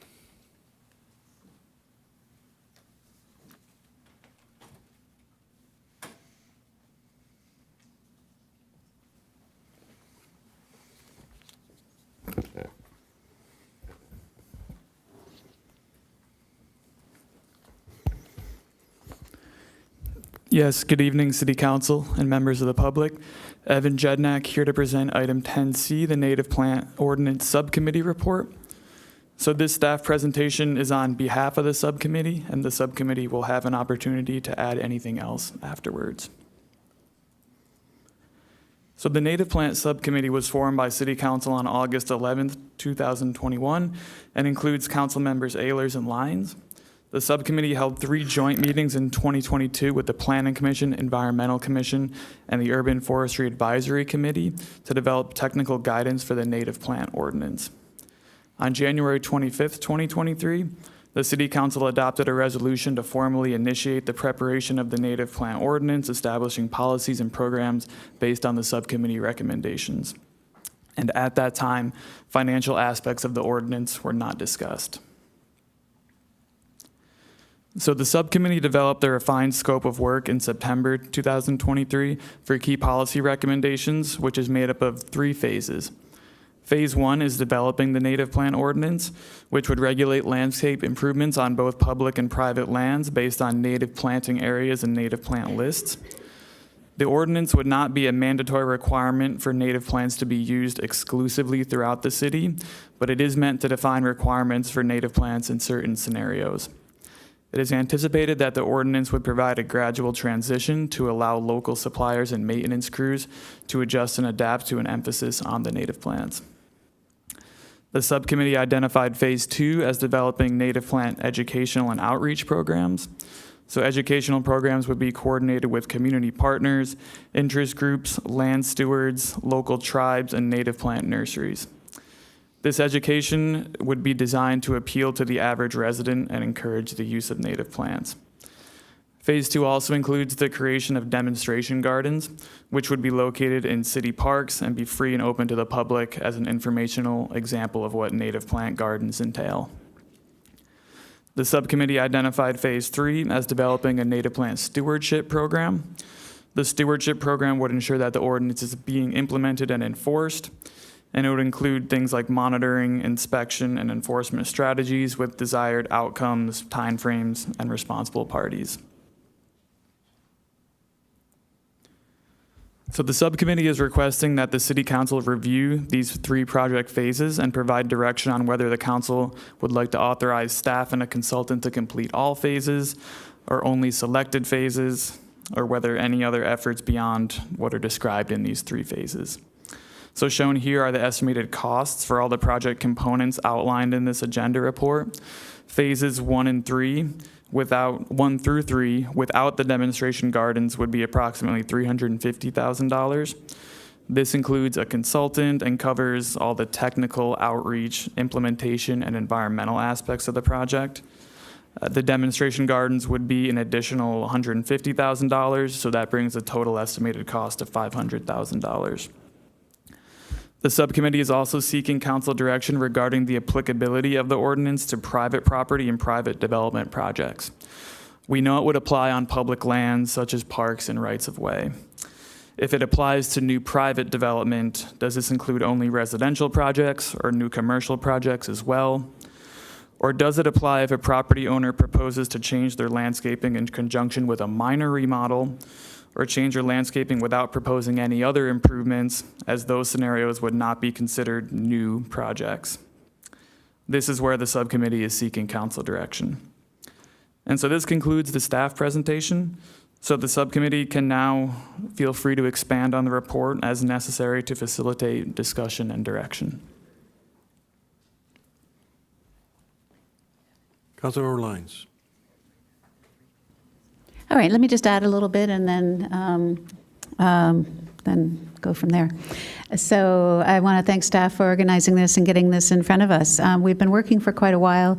It goes back 2 years that we, as a council, gave the thumbs up for doing this work, for putting together a native plant policy. So in some ways, it seems like it's taken a long time, but I think that we're in a good place today to continue to decide to move it forward, and I hope we do. What we've done in the meantime is we've given a lot of thought to what the right way forward is. I think Evan very nicely summarized it in a really large kind of overarching way, but there's a lot of details in the documents. For instance, when we look at answering some of the questions that are in front of us here that staff would like some answers to, I think it's really important to also acknowledge that one of the things that we're proposing is that we look at an inventory of where our natural native habitats are in our community and map those and identify where those are as areas that we would like to incentivize being preserved. And then what's right adjacent to it, because there's an opportunity to expand and provide connectivity between islands of native plants. So what's right adjacent to it, and maybe there's some incentives in that zone where we could incentivize the use of native plants, but not mandate, and perhaps it's a zone where there's an opportunity for using some other very complementary plants, pollinator species that would be complementary to the natives. And then in other parts of the city, there would be an incentive-based request then for new development to use native plants. So when we're thinking about, well, what do we want to do? Do we want to apply this to new development? Do we want to apply this to residential? Do we want to apply it to commercial or any other kind of land use? I think we want to think of it in terms of, well, it really depends on where it's located in our city and whether it makes sense to really focus on native plants in that area. In some ways, it's kind of based on where are our best assets right now in our community for native plants. Let's preserve that and let's expand on it where we can. But in areas where it doesn't make as much sense, let's incentivize native plants so that it's not too high of a bar to everyone to meet a request for native plants across the board. And so sometimes I think when I talk to people about a possible native plant ordinance, it's easier for me to say what it isn't than what it is. And so what it isn't is a mandate for native plants everywhere. It's a middle ground. It's a requirement and a request for consideration for native plants in areas where they make sense. And people ask, well, would it apply to my home? I like my ornamentals. Can I still keep those? And the answer really is no, it wouldn't. So if it's new development, then if it's located in an area where it really makes a lot of sense for native plants, then that's where we want to focus for the native plants. So I guess there may be some questions in the community, and there have been over the last 2 years, and we're attempting with this work here attached to this item to clarify that for people. And I think one of the reasons also that this is before us is not only because there's some questions around it and here's an opportunity to clarify it, but I think we realize that it takes a level of expertise that we may not have in-house. So that's why we would be looking to go out to hire a consultant to help us identify these areas in our community where it makes sense for native plants and to make sure we're honing that work appropriately. Thank you. So I really enjoyed working on this. I think the goal of the ordinance, and I think Don Rideout sent us a letter from, I think, the California Native Plant Society. You said it so eloquently. I'm going to quote you. Our goal is to conserve conserving large tracts of natural open space in Encinitas was precluded long ago. In other words, development has eaten up a lot of that. So our best hope of preserving our remaining flora and fauna is to enact the native plant ordinance. And I thought that's really what we're doing here. We're trying to spread the native plants through the infrastructure, the development. And I want to thank Evan and staff. Evan, this is not a cut and dried, go do this plan, go do that. This is something new. This is blazing new grounds, and I want to thank Joy too. But I thought, Evan, you did a phenomenal job of synthesizing our thoughts and getting it on paper, and he even gave us a chance to put more input in just a few days ago. So thank you. Joy, I think you led this very, very well. I think you did more work than I did, and I wanted to thank Kelly for letting me get on it, because don't forget, Kelly started this with Joy. So I give credit where credit is due. Most important to me, since I come from the planning side, is this fits right in with our general plan. Our general plan has several goals, and it's in the report, that talk about the use of natural and drought-tolerant plants. So we are complying with our long-term general plan. And last but not least, the motivation. If I go back to the 2015 public opinion survey, and even if I go back to the 2002 Godby public opinion survey that the city ran, natural open space was preferred even over developed park space, both times. That's a very, very important. People want to be out in nature, so why wouldn't we want to bring nature in with us? So with that, the report says what I wanted to say, and I'm happy with it, so let's move on and deliberate. Okay, thanks for permission to do that. I will start by asking, it's my recollection, Councilmember Lyons, that this was an idea that came from your involvement with a county panel that, as a professional landscape architect, you were on. Is that correct? Yes, it is. It kind of came out of also the fact that we have a habitat stewardship plan, so those two things combined together. But I think your question is more specifically to the county, and Supervisor Lawson-Reamer's office established an objective in the County Board of Supervisors to put together a native plant policy, and I was invited to participate on that task force. Right, and are you still on that? It's not active anymore. Are they No. doing native plant ordinance? Are they developing one? They are. Yeah, they're working towards it. They have done the outreach. I'm trying to remember where they're at. They have just recently put an RFP out to hire a consultant to consolidate all the data that they've gathered, and I think that's their next step, to then assimilate it all and try to characterize it as policy. So it reminds me of the work that I did with Councilmember Schaefer to develop an urban agriculture ordinance here in the city. I am a beekeeper and was interested in modifying the rules of keeping bees in Encinitas. And so, and it was interesting because if you went to the municipal code to look up the rules related to beekeeping, it referred you to the county ordinance for beekeeping. And so the city of Encinitas had adopted by ordinance the county ordinance. So what I'm wondering is whether it's feasible to adopt city ordinance, once again, pointing back to the county ordinance that's under development or getting ready to get started to be developed. Why duplicate the efforts of the county? Are you at all familiar with what the county is doing? Yes, we are, Mayor. We did speak with the county staff before tonight's meeting, and that they are taking several years to complete their ordinance. They're still yet to have a consultant on board, and they anticipate completion of their phase one in summer of 2025. And so their phase one doesn't necessarily match up exactly with what our phase one is. But yeah, their phase one is, 12 to 18 months away from being complete. And then they have phases 2 and 3 after that. What is our phase one expected to take?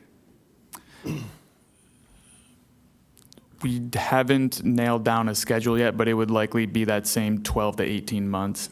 It just seems kind of weird that we're paralleling and spending money on something that the county is doing, but. Yeah, I can jump in if that's all right. So we definitely would want to streamline our efforts if we could in that regard, and so we have given it some thought. The county is, just speaking from the perspective of biodiversity, our county of San Diego is the most biologically diverse county in the whole United States. It covers the desert, it covers the mountains, it covers the coastline and everything in between.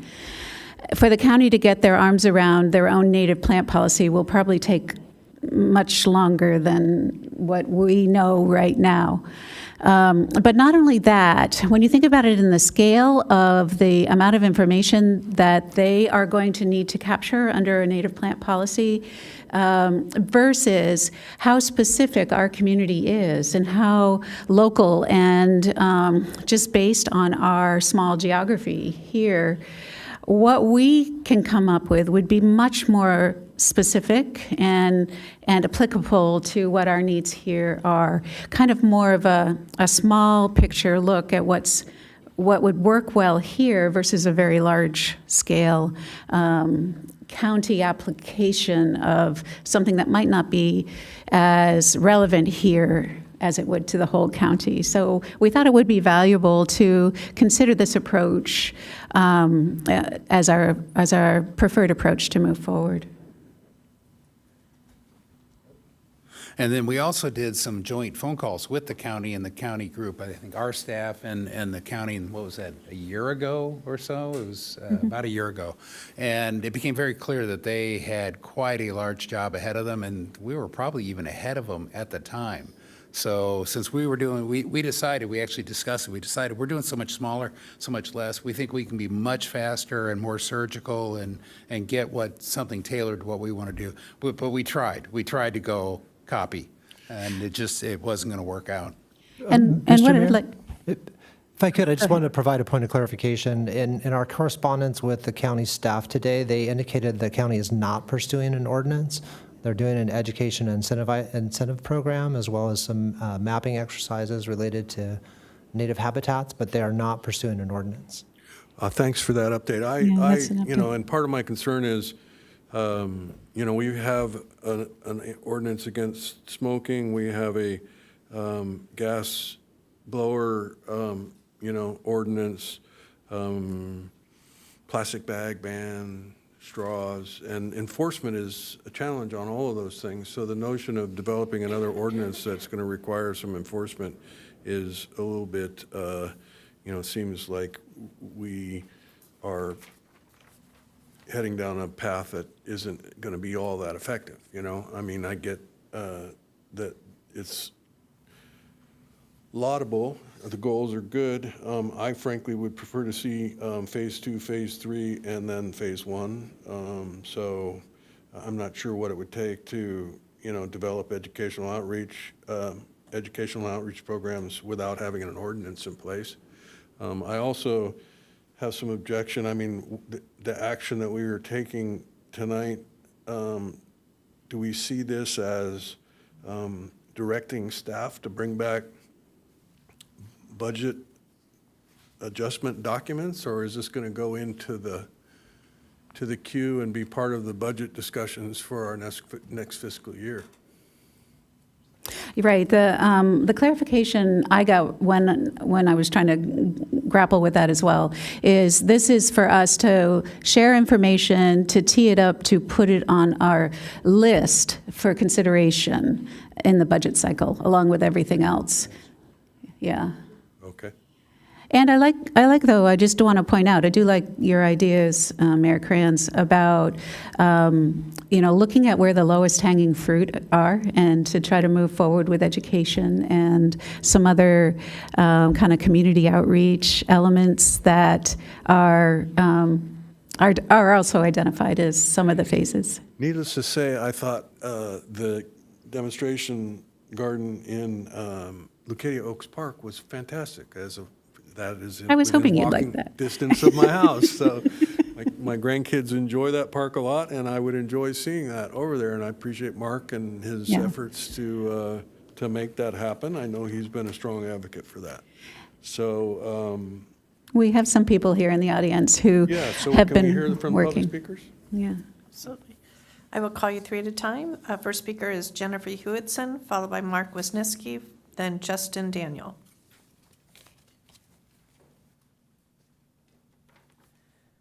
Hi, Mayor, City Council, Jennifer again, Wotan Drive. I am in full support of funding for this important native plant ordinance and native plant demonstration gardens. This is a step forward for our environment and the education of citizens on how and why native plants are beneficial as well as beautiful. They're sensitive when it comes to placement, soils, and water, and since we have varied microclimate zones, so it'll be important to choose the right plants for the zones and to find hybrids that are easier to cultivate. Success is the goal if we want people to embrace natives in gardens and city spaces. I'm also for hiring a full-time biologist on staff for the city at any point that you feel that would be possible for this kind of thing, as well as to be someone who reviews biology reports from applicants who want to build, because those reports, I think, have a lot of holes in them that aren't always caught. Yes to preservation on public and private lots. Yes to outreach and reducing pesticide use. Yes to stewardship and increasing our native habitats, rewilding where possible. And yes to rainwater capture, and I will add storage. We can learn much from Australia, where large cisterns are commonplace in old and new housing. All new projects in Encinitas really should be required to have stormwater capture and storage systems in their plans. Native plants are one thing. Habitat and corridors are another, which I'm very happy to hear you talking about. I see the words, I hear the words. Now let's get real and give this ordinance some teeth when it comes to mapping out where we can gain habitat for corridors through identifying and incentivizing the acquisition of these spaces. Developers who want to build here must be part of this plan and get something in return for giving up portions of land for this open space corridor system. We need to state emphatically, no surplus land exists in this city, and any land owned by Encinitas should be designated open space habitat now. It is too late for most of our land, so this step is imperative. If any low-income housing were to be placed on city-owned land, it should be that which leaves a light footprint, like trailers, mobile homes, or movable tiny homes, concentrated on a small part of the land while the rest remains open space. Impermanence and low impact on the environment is what we must aspire to with new housing. We should embrace the concept of impermanence as a positive and strive to protect and tread lightly on what little habitat remains. Thank you for this groundbreaking move to preserve habitat and increase native plant ecology and education in all parts of our city. Thank you. Spoken like the daughter of a biology educator.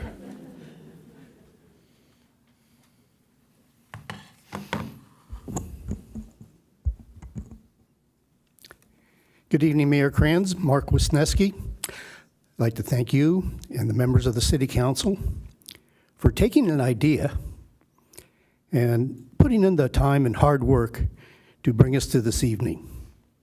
I'd also particularly like to thank Councilman Lyons, Councilman Ehlers, and Councilwoman Hensy for their work on the Native Plant Subcommittee.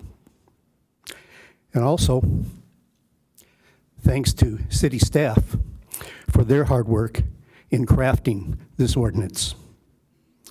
Tonight will mark the starting point of a grand experiment to improve not just native plants in our community, but also all the pollinators, butterflies, beneficial insects, and birds that depend on those native plants.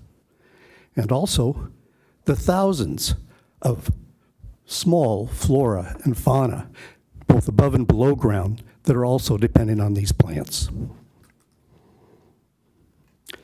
Our community is blessed with a large contingent of people that know, love, and work with native plants, whether they be nursery owners, gardeners, landscape architects and designers, consultants, restoration ecologists, landscape contractors, and homeowners by the dozens who have and share their native plant gardens on tours.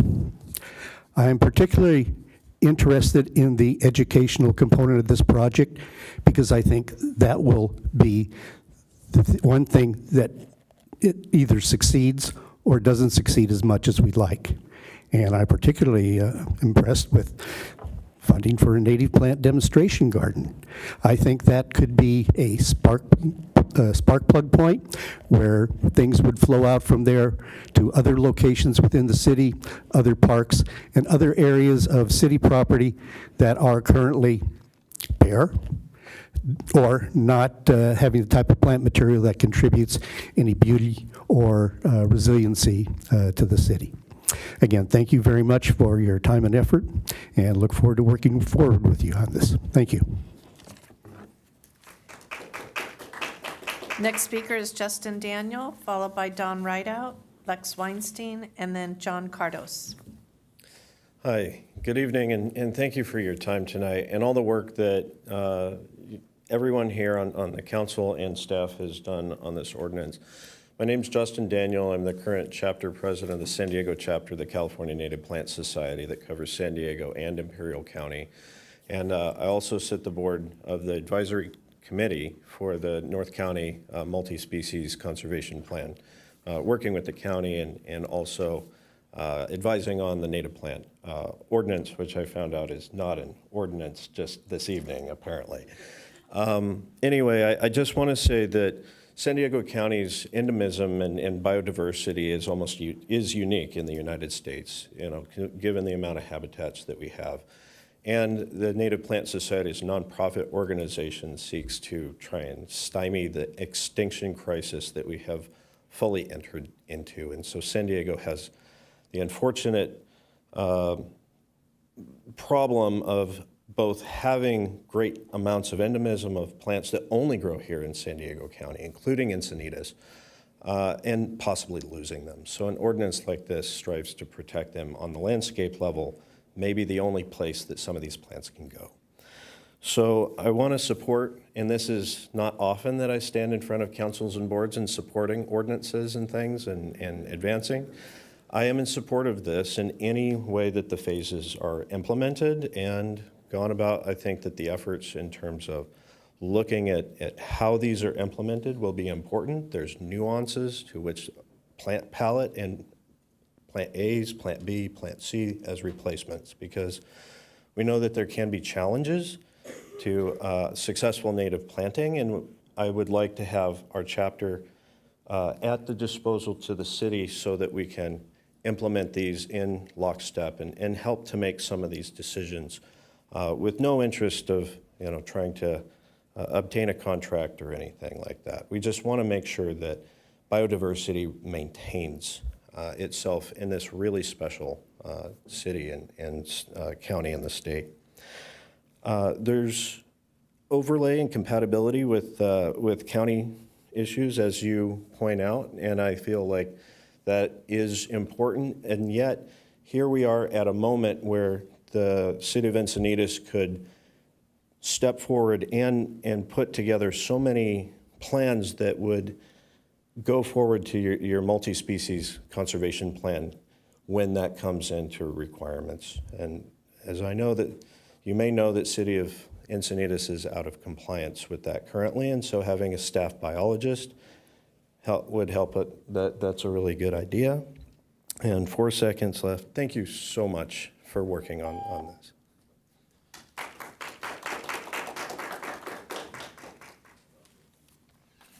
Good evening. My name is Don Rideout. I live at 145 Basil Street. And I am glad you liked my comment letter, so I'm not going to repeat any of that. I just want to make 4 points in relation to this. The first one is about green infrastructure. And I normally don't like trendy terms like that, but I think in this case it is really appropriate. It's important for us to recognize that our flora and fauna is a part of our infrastructure. We have both the built environment and the natural environment that are important to our community, and this is part of the green infrastructure, and we want to continually be improving those. And to do that, in this case, I think it means really upping the proportion of native plants that we have in our community, and this is the way to do it. My second point is, in terms of applicability, I personally advocate lessening the burden on individual property owners and homeowners. I believe the focus of this should be on new development, with also a focus on education for everybody else. Because like Mark mentioned, the education part's very important to me, and I want to help work on that. But in terms of the average person that's doing a remodel or renovation, I'm not saying eliminate the requirement, but lessen or reduce the burden on the individual property owner. My third point is in terms of enforcement. I agree that having unenforceable ordinances is really a problem, but I think this ordinance would be different than many of the others, where in the others you're trying to regulate individual behavior, the behavior of people on the street. The enforcement in this case would be looking at specific areas where a permit has been issued for development and certain requirements have been placed on that development. And among those requirements would be the landscaping requirements. So it would be a matter of essentially inspection, not stopping people on the street and saying, hey, where's your native plant? It would be going to that site, seeing that the plants are in good condition, seeing if any of them need to be replaced or anything along that line. So I think enforcement will not be a big issue. My last point is something that hasn't been brought up yet, and that is the issue of invasive plants. And I don't think that needs to be part of this ordinance. It's just an issue that needs to be looked at, that the invasive plants are probably one of our biggest threats to our biodiversity. And so as we move along with this, I hope we can also have some discussion about ways to address the problem of invasive non-native plants in our natural areas. Thanks very much.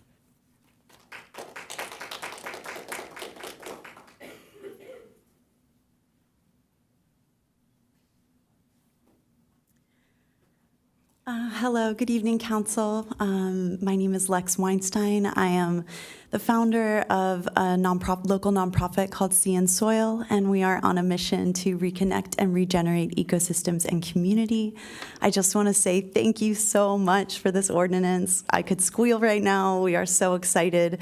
And I just want to share some thoughts I've prepared. Our collective, we're a surf and garden movement, so we work as grassroots reparations for people and planet, healing in the garden as well as in the ocean, so providing garden therapy and land restoration projects. Our collective of surfers, artists, and earth stewards acknowledge that surfing is an indigenous practice born from First Peoples' incredibly efficient systems of living in harmony with our environment. There are thousands of examples of sustainable indigenous societies and not one from the industrialized world. Planting of native species is an important focus at Sea and Soil for a number of reasons, from filtering toxic runoff to our oceans, to preventing erosion of our coastlines, as well as the fact that they're resilient and adaptable to climate change and can buffer severe weather. But most importantly, they steer the environmental conversation back towards native peoples and the return of stolen land. Traditional ecological knowledge and indigenous land management are essential to climate change solutions as we face an adverse future and ever-changing planet.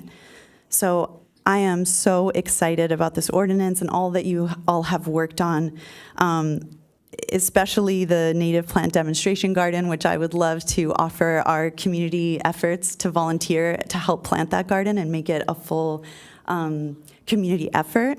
But I ask that when you consider advisors for this project, that you consider speaking to Native peoples, people who have deep ancestral connection to this land and these plants.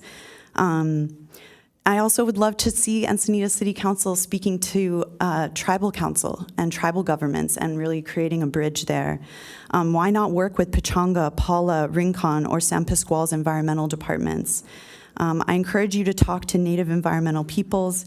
We would like to see Encinitas City Council establishing a relationship between governments. And lastly, just the last time I spoke with you all was in regards to the 1.5 acres off La Costa. And I just want to also emphasize that it was up until, I believe, the mid-1970s that it was illegal for Native peoples to harvest native plants for food or ceremonial purposes.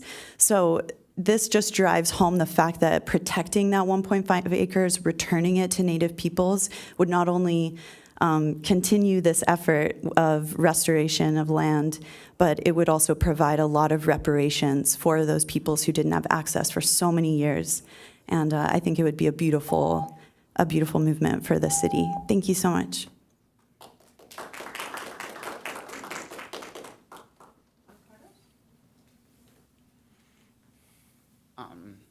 Everyone, the council, thank you for your time. I am John Cardos. I am a Encinitas resident, a small business owner. I own a landscape design and install company called Homegrown Bounty Gardens. I'm just speaking off the cuff in support of this ordinance. I think that the educational aspect of it is really wonderful. As someone who's kind of on the front lines of putting native plants in the ground, a lot of people don't know what the heck a native plant is.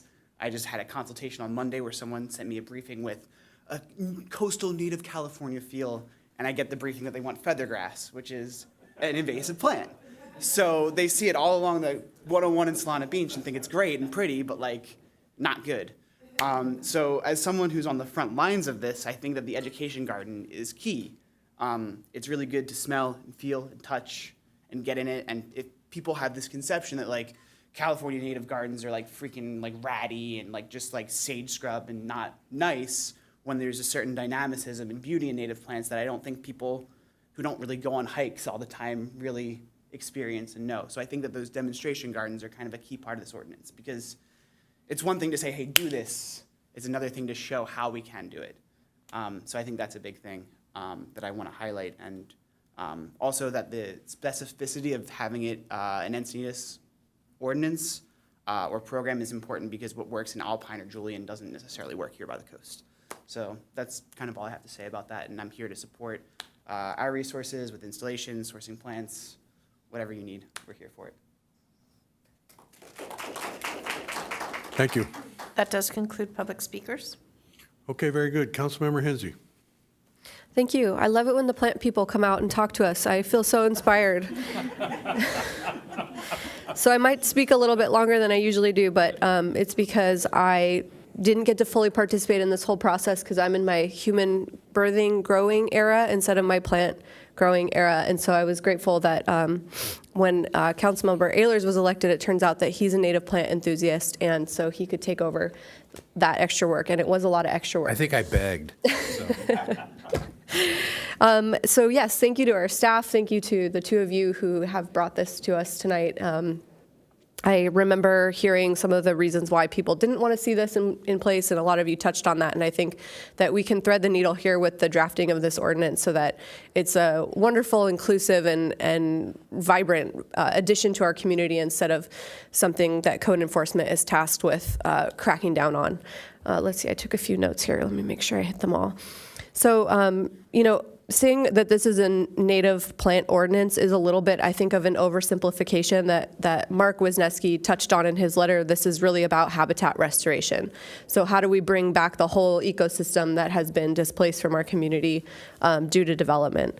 And I will say I think it is important for Encinitas to carve out our own unique identity within the county, because we do have so many regions in our city alone that need special consideration and sub areas and this whole GIS thing that Joy is very good at that isn't really my area of expertise. But I think that this is going to help us these phases that are outlined are going to help us get to where we want to be. And where we want to be is a place where we don't lose endangered plants. And every once in a while we hear, oh, the Encinitas baccharis, there's 6 left and we need to take drastic action to save them. And we're kind of scrambling to figure out, well, how do we do that? And how do we protect them? And we should really be in the business of making sure that that it's plentiful. That's our plant that's named for our city. Also, in this initial investment of what seems to be proposed for the next fiscal year budget, $500,000 to get us started, seems like a really good investment, because I think someday we probably will be in the position of needing a staff biologist who has the expertise for these specific plants and our specific habitat. And I really think that this is the right step forward, and it's modest. This investment is modest. I agree with Dawn, and thank you for the visit to your home. That was so beautiful, seeing what you've done there. It's a little piece of paradise. Same with Neil. I see Neil from Neil's Nursery, and that's one of my favorite corners of Highway 101 is North Court, and what you've done there with planting natives. And I know there's not all natives on that lot, but it's beautiful. So, and you also live in my neighborhood, so I have the benefit of your plants sometimes landing in our yard, and that's really lovely too. And so I agree with the sentiment that we're not trying to be overburdensome on any individual homeowner. You know, if somebody's redoing their house, I don't think we come in and say, okay, now we get jurisdiction over your yard and you got to take out these plants and plant these. I think really the goal here is with new developments, we want them to recreate habitat that has been lost with the grading of that land. And we want to be pretty specific about how they do it. So I know this is always something that Brett Farrell brought up on the Planning Commission, was that, you know, they're required to put in a certain amount of plants, but once they've checked that box, does it really accomplish anything for us? And so we might need to gain some expertise on our staff to figure out how do we just make it so it's not just planting plants, but really creating something beautiful and something that welcomes the pollinators and brings back some of that character that we've lost. I think that this is a really beautiful extension for our city's roots in floriculture, because I interviewed my grandma who's turning 100, and I said, why did you choose Encinitas to live? And she said, oh, the flowers and the ranunculus and the flower fields. And I think that it's really natural for us as a city to take the lead on saying we want to continue our culture of cultivation and cultivation of plants that are meaningful to this area, where we're providing our local nurseries with another avenue for support by saying, you know, we've required these plants in our public spaces, we're requiring them in new development. I think we should require them in commercial development as well, because that's often one of the offenders of turf, just mass turf. And we now know that we have a lot of alternatives to turf that are better for the species we want to see here. But we're supporting an industry and we're supporting growers, and we still have that vibrancy here. So let's make sure that we're crafting that within our ordinance. Let's see, the last thing that I want to focus on is the education component. And so I was lucky enough to go to school at Pacific View, and I had this wonderful teacher who made it a point to bring us to the lagoons and educate us about what the plants were that we're seeing and what the indigenous uses were for those plants. And I think it's because of my education right here in this city, learning about what we had around us, that I care about it now as a policymaker. And so whatever we can do to educate the students, if it's a partnership with BCK programs that are already doing so much with stormwater education in our schools, I hope we can make that investment. And also, you know, I think like John mentioned, that people come to California because they love what they see as our natural beauty, but they have no idea if they're doing something harmful or not. So even just the materials for us to provide somebody with and say, you know, here is a palette, here's where, I know we can't always take our public business to the private sector, but you know, it's plentiful in our city. We have nurseries that supply these plants. So yeah, that's all I want to say. I just think that this is really helping us lay the groundwork to attract grant funds for innovative solutions, to be able to be a leader in the state. And then the last point is that Lex brought up with Surfers Point. That's not really fitting in right now to our multiple habitat stewardship plan. And I think we have some work to do around what we want to do with that land, but I think at a different time, we've all articulated that it is our goal to have that be an open space. That is a spot where we hope to invite in Indigenous people to share the knowledge and to be able to forage and be able to use the plants that are cultivated there for ceremony practice and the things that are important. So I hope that we can specifically issue invitations to those people who have shown up at our council chambers and asked to be invited in that way. I think we had a seed collector from Kumeyaay tribe provide oral testimony at our strategic planning meeting. And so I think it's really worthwhile to make sure that we're reaching out to those tribal governments and saying there's an opportunity here for input, and we would welcome it and seek it. So those are my comments, and thank you again to you and staff and everybody who showed up tonight to speak. Deputy Mayor Blackwell. Gosh, it's my turn. I was so excited listening to everyone, including Councilmember Hensy right there. You know, I walked into this with a lot of open questions, open-minded, but open questions. And part of it was, is this going to be another ordinance we can't enforce? It sounds good, but will it really change anything? What would the cost of enforcement be if we really did put teeth in it? And then now just learning about the county's efforts, it's made me think. But now, after listening to the speakers, I have a different perspective, and I think I really liked what you said, Don, about limiting it, the ordinance at least, to new development and probably public space. I think that was also contemplated, and we could probably make some nice headway there. Then in terms of everything else, doing a lot on education, and not just on native plants, but on invasive. I think that's kind of an untold story, really, and it is a problem. And I think it would be very, very helpful to have education on both. And then finally, something along the lines of more incentives. I belong to the community garden here in Encinitas, and I'll tell you, when we all joined, they say it's organic. It's a lot easier to be a not organic gardener than it is to be an organic gardener.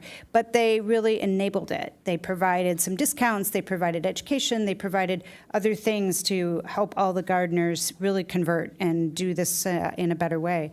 And now it's quite easy. But I think if we can provide some incentive to pull that through, it catches on fast. It really does. So again, thank you for everyone for being here. Thanks for your efforts. And I'd like to see us move an ordinance forward and program on education incentives. Councilmember Ehlers. Yeah, I'd like to note that as a city, if you look to the north, you look to the south, you look even to the east, we're bordered by huge swaths of natural. So it just seems like we should continue it through the city. I came at this from one of the reasons I really want to get on the committee is that I have my experience with the Planning Commission. So I've seen development go through the process, and I know what requirements are put on them. And when I got on the Planning Commission, I think it was Commissioner Brett Farrow in particular, was a huge advocate for requiring any required landscape that we are already requiring, but he added the saying, make it 50% native. And then over time, I would add to that, and we agreed on it. We would add to it, and it was 50% of the area, the landscape area, be Southern California native. We narrowed it down. All that without actually having an ordinance. So I look at this as this is the ordinance that should drive that policy, and so that's why I support this. We're already requiring that the developer pay for it, irrigate it. They're going to put in big irrigation for big ornamental, or they could put in small irrigation for native plants and proper irrigation that would match with the native. So that infrastructure would go in. We already pay our city staff to go out and sign off on the plans, the landscaping plans. This would just substitute the type. So, and from an enforcement standpoint, once it's occupied, we don't go back and check. I guess in rare occasions we do under certain conditions, such as mandatory open spaces. But we do that today.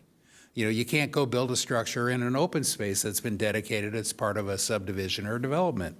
So I don't see this ordinance as a big enforcement issue. It's a different enforcement issue. So that's the enforcement issue. Let's talk a little bit about stewardship. And as we were going through this process, in fact, we just talked about a contract for our Encinitas Habitat Stewardship Program, EHSP. We're already doing this. We already in Cottonwood Park have contracts with, was it Rick Engineering or Dudek? Dude, it's whatever. It's the Botanic Gardens. Oh, okay, it's the Botanic Garden, and so Cottonwood, and there was one other park. We're already transitioning our parks and, think of it as the Parks and Rec and Public Works maintenance crews in certain parks right now are gradually transitioning by sections of the park over to native. I view the demonstration garden as, and that's already in Leucadia Oaks. It's got a bunch of native oaks already there. Of course, when Mark and Joy and I were out there touring, those oaks are planted in the middle of a lawn, which is not necessarily symbiotic, but now we're going to surround those native trees with native plants. The only thing Mark missed in his discussion was what he was telling us the other morning. One demo garden per year, I think, is what your goal was. You know, he's only asked for one demo garden per year, and we really already have a couple in Cottonwood Creek, and this would be a second or a third. There's actually a Boy Scout demonstration garden out in Sun Vista that it's pretty bad. It's pretty flooded, so we need to fix that. Across the street, although it's in Carlsbad, OPE has done their entire hillside in natives over the years, and that's probably been there 10 or 15 years. So we have some of these tools in place, I guess, is my point. The stewardship, we have basic tools. We need to add to them with this ordinance. We have enforcement mechanisms, and this is the one I'm not worried about. I'm more worried about the other ones we discussed. And in the end, I need the ordinance to actually drive the behavior, because I've had incidences where I looked at a landscape plan of one development down by the strawberry fields. Beautiful job of selecting toyon, native oak, and lemonade berry all through this project. But right next to Manchester, what did they put in? Virginia pine and cork oak, right next to San Elijo Lagoon. So all the oak acorns, non-native acorns, were gonna go and germinate across the street, you know it. And I asked why. Because the city arborist at the time told them to change it. And I'm like, oh my God, I need an ordinance so that the left hand and right hand are following one ordinance. So that's why I really wanted to get involved here. And I really appreciate it. It's been a good experience. I think we're on the right track. I envision that over time, demonstration gardens might be 10% on the edge. And then one per year, we do that in another place, but eventually we expand that. So maybe the entire surround of Leucadia Oaks Park eventually is a native habitat. And we already have the trees growing there, and the vision I have is someday in the future we don't have grass underneath those oaks. So the demonstration garden in my mind is a first step. Demonstration gardens. I'm going to hold you to one a year. So with that, I'm done. Thank you. Councilmember Lyons. Thank you. I'm going to ask staff and I'm going to ask staff if us giving you this feedback is answering your question about giving you direction, or whether a motion is what's being requested. I don't see that this is an action item. Is there some clarification on that?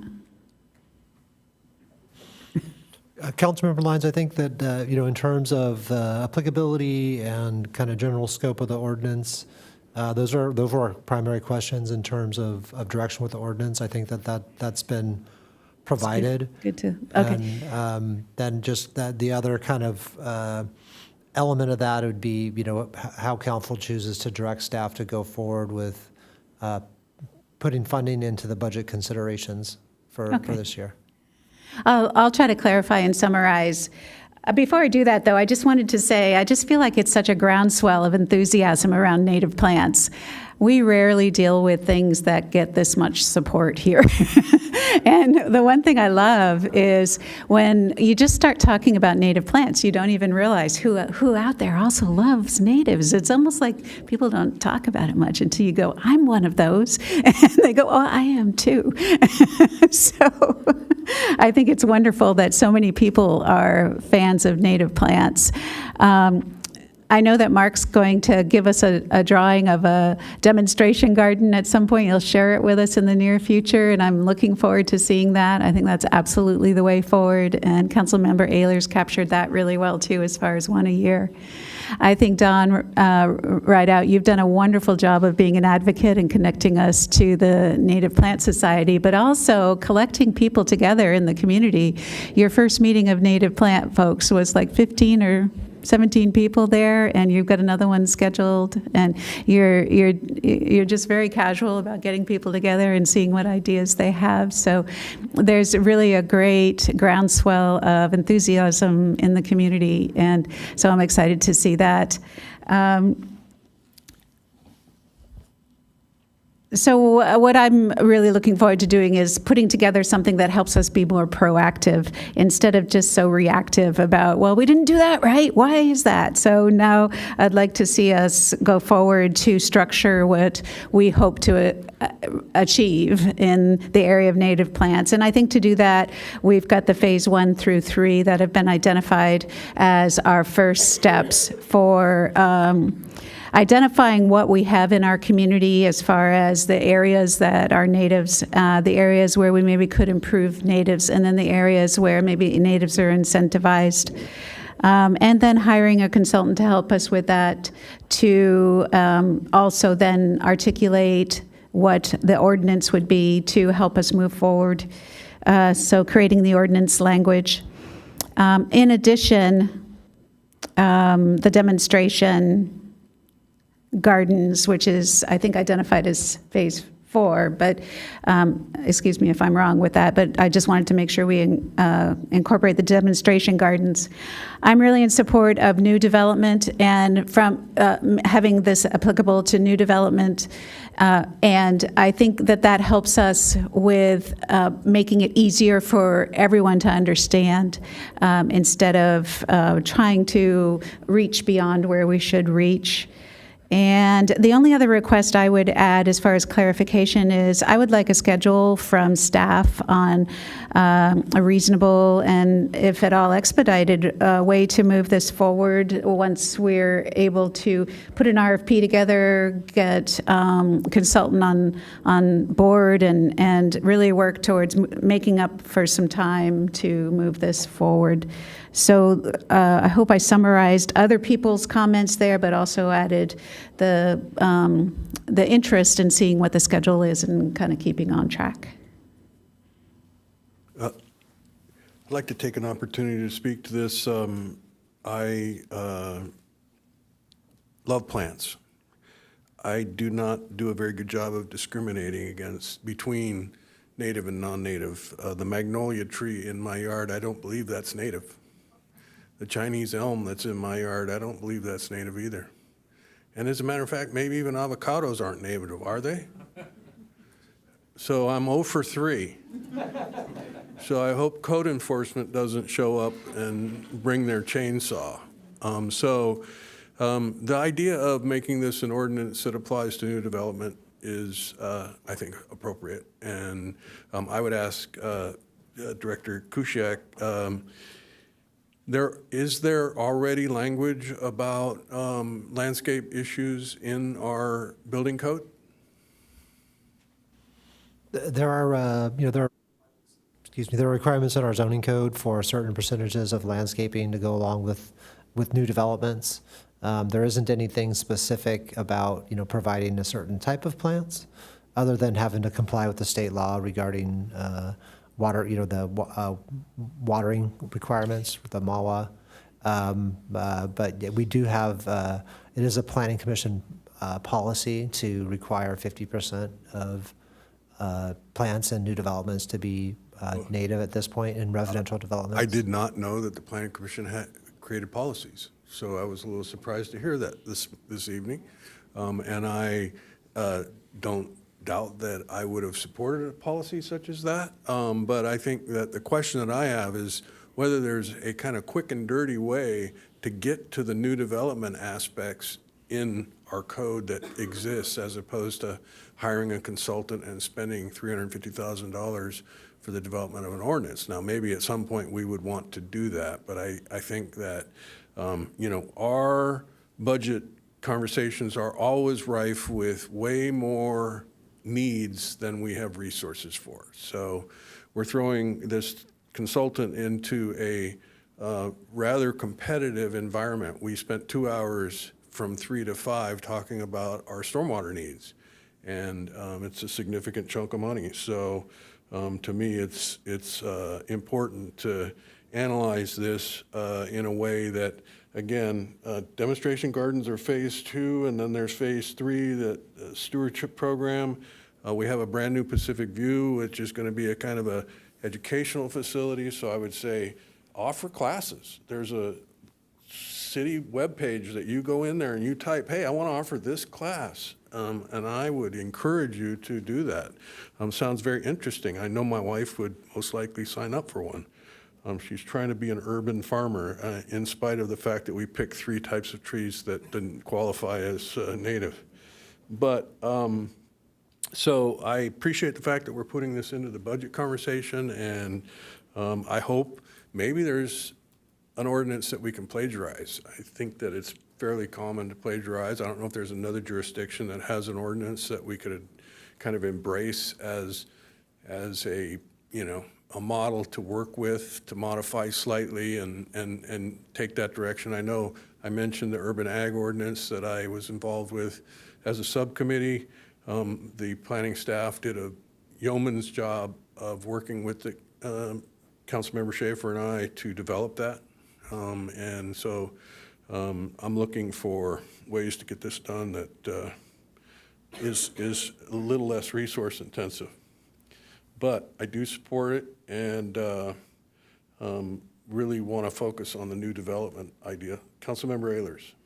Yeah, I just wanted to make sure I answered staff's questions about the vision and new development. Yes, it should apply to new development. I believe commercial also. I think I heard commercial elsewhere.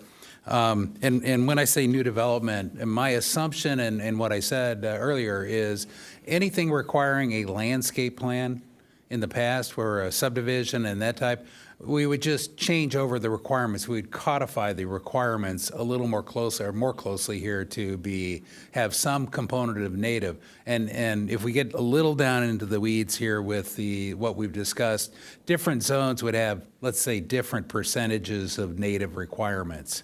So if it was immediately adjacent to a riparian or to a native reserve, then they would have a higher percentage. And that was the concept we've talked about. And that's where the nuance of this formulating the ordinance could get harder. But starting from the fundamental that we're not asking any more, or I'm not asking any more today than what we're asking of developers already. The question about new residential landscaping, in other words, if a single-family homeowner wants to change their landscaping, they have the right to do that. I would not support having this ordinance and therefore needing some sort of code enforcement to go inspect. I don't support that. Let's see, make sure I got all of the commercial residents can relate. And when we talked about anywhere with, like a subdivision, I would also throw in many of our discretionary permits for projects include open space, whether it's 25% or greater slope, or whether it's some requirement that has an open space.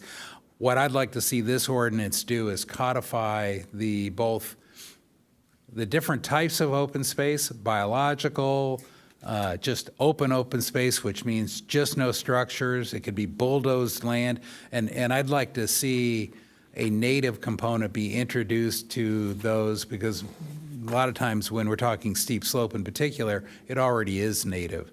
And so then it naturally goes into what is the stewardship program for that? And I'd like to use our existing Encinitas Habitat Stewardship Program as the model for how to apply that to each of these different classes of future native landscaping. So, Excuse me, Bruce, I think the intent is for the subcommittee to continue, right? we would be happy to, yes.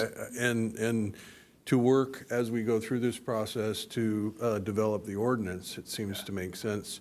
So some of what you're talking about, I think, is going to be part of what you're going to be working with them to do. Absolutely. I think what staff had asked us previously and in the report, they were looking for just some general directions from each of us. So I just want to make sure I checked off all the boxes.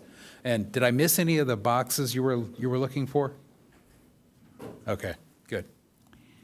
Councilmember Lyons. Yes, I'm sorry, I didn't, not to prolong this, but I see an opportunity to say, to be sensitive to the cost, and I know 350,000 and 150,000 totaling 500,000 is a lot of money. And so to be sensitive to the cost, I would volunteer to work with the subcommittee and work with the community. I have a sense there's some good ideas out there in the audience still tonight where we could talk about maybe sharpen our pencils on that cost and be a little bit more specific to what we think the cost might be in a future budget to address that concern. But I think we can move forward all the work that's identified in here, still perhaps sharpening our pencils a little bit. I know I've talked to Mark about looking at some volunteer work, and we've had some suggestions. And I know Jennifer wants to say something, and I don't know, Mayor, if you would allow her to, or... Madam City Manager has a comment. Yeah, so I was just going to say, our staff has reached the limit of their capabilities on this topic. So if we are going to do an ordinance and keep working on it, we'll talk about that during the budget. But if we do, our recommendation would be to hire outside consulting assistance. I have one advanced planner, it's Evan. He's working on mature trees and mobility element and all kinds of stuff. So I think the cost is what the cost is, and it'll be on the list for your consideration, and I think we go from there. Jennifer, it's our policy to give you one shot, and so because if you get a second shot, then we could hear many second shots, so. I just wanted to remind, he's volunteered. Oh, okay. Yeah, we got that. Okay. Thank you. We're available to chat after. The only thing I forgot was the phasing. You had suggested, and I'm not married to 1, 2, 3, so. Well, I think, to me, the most important thing is the demonstration gardens. It addresses an issue with the grass in the park, and you're right, we've got oak trees with grass under it. That's kind of weird. So I would definitely prioritize that. It does have a budget ask of at least $150,000, but I think that I hear what the city manager is saying, and that is probably the most important issue, is that as these things come up, it throws off the priorities that we've previously established, and sounds pretty adamant that we need outside resources, or we need resources for outside help on this. But we have some knowledgeable people that apparently are willing to do some volunteering. I don't know how that fits into a consultant and what the engagement might be, but maybe the first step is for the subcommittee to work with the city manager to develop an RFP for whoever would be, so that you can just define the scope of the engagement. I think we already have that. You already have that? Okay, well, then maybe they can read the draft that you already have. Anything else? Nope. Okay. Any other questions? Nope. Any other comments from council? The public had some comments, but sorry, Jennifer. Do we need to vote on this? Nope. Got staff report? Staff direction, and so we're done with item 10C, and that takes us to 11, 12, and now we're on to 13, which is City Council member reports pursuant to AB 1234. Thank you, staff. Thank you, public. Thank you, Mark. I attended my first Low Sand meeting as Sandag's representative this last Monday, and the only thing I'm needing to report is that the line through San Clemente is proposed to be open again starting next Monday. Nothing to report. I have nothing to report. Nothing to report. I am obligated to report my trip to a Civic Well conference, and we did a lot of, there were a number of conversations about issues related to energy, sustainability. The rail was a subject that was discussed. It was Senator Blakespear was on that panel. It was, I think, there were a lot of good conversations, and it was a great opportunity to hear what other people are doing. So, city manager reports. Nothing to report tonight. Nothing to report. City attorney reports. No report this evening, Mr. Mayor. Okay, thank you. I do wonder, did we submit our,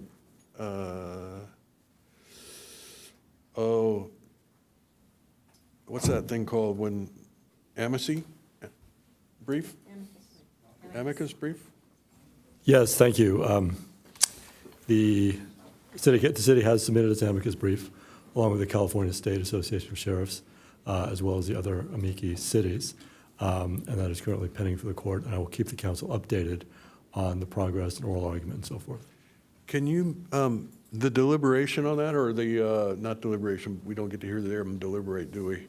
We hear the oral argument. Oral arguments. That should be available. When will that happen? I don't believe oral argument's been scheduled yet, but I can confirm with Keep me posted. It'd be my fun, partners. to listen in on that.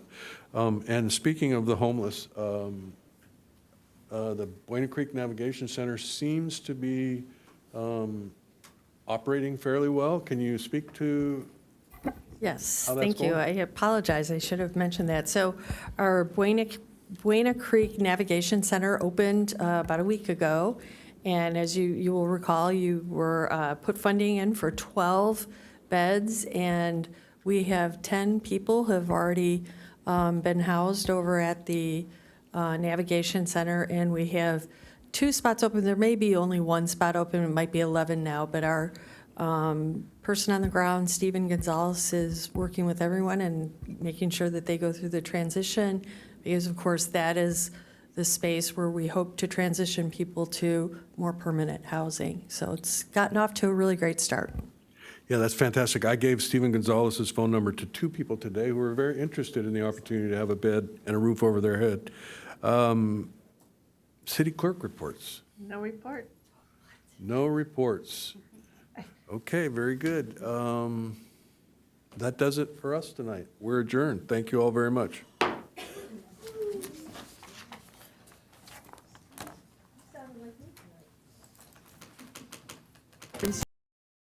In the park, and the Moonlight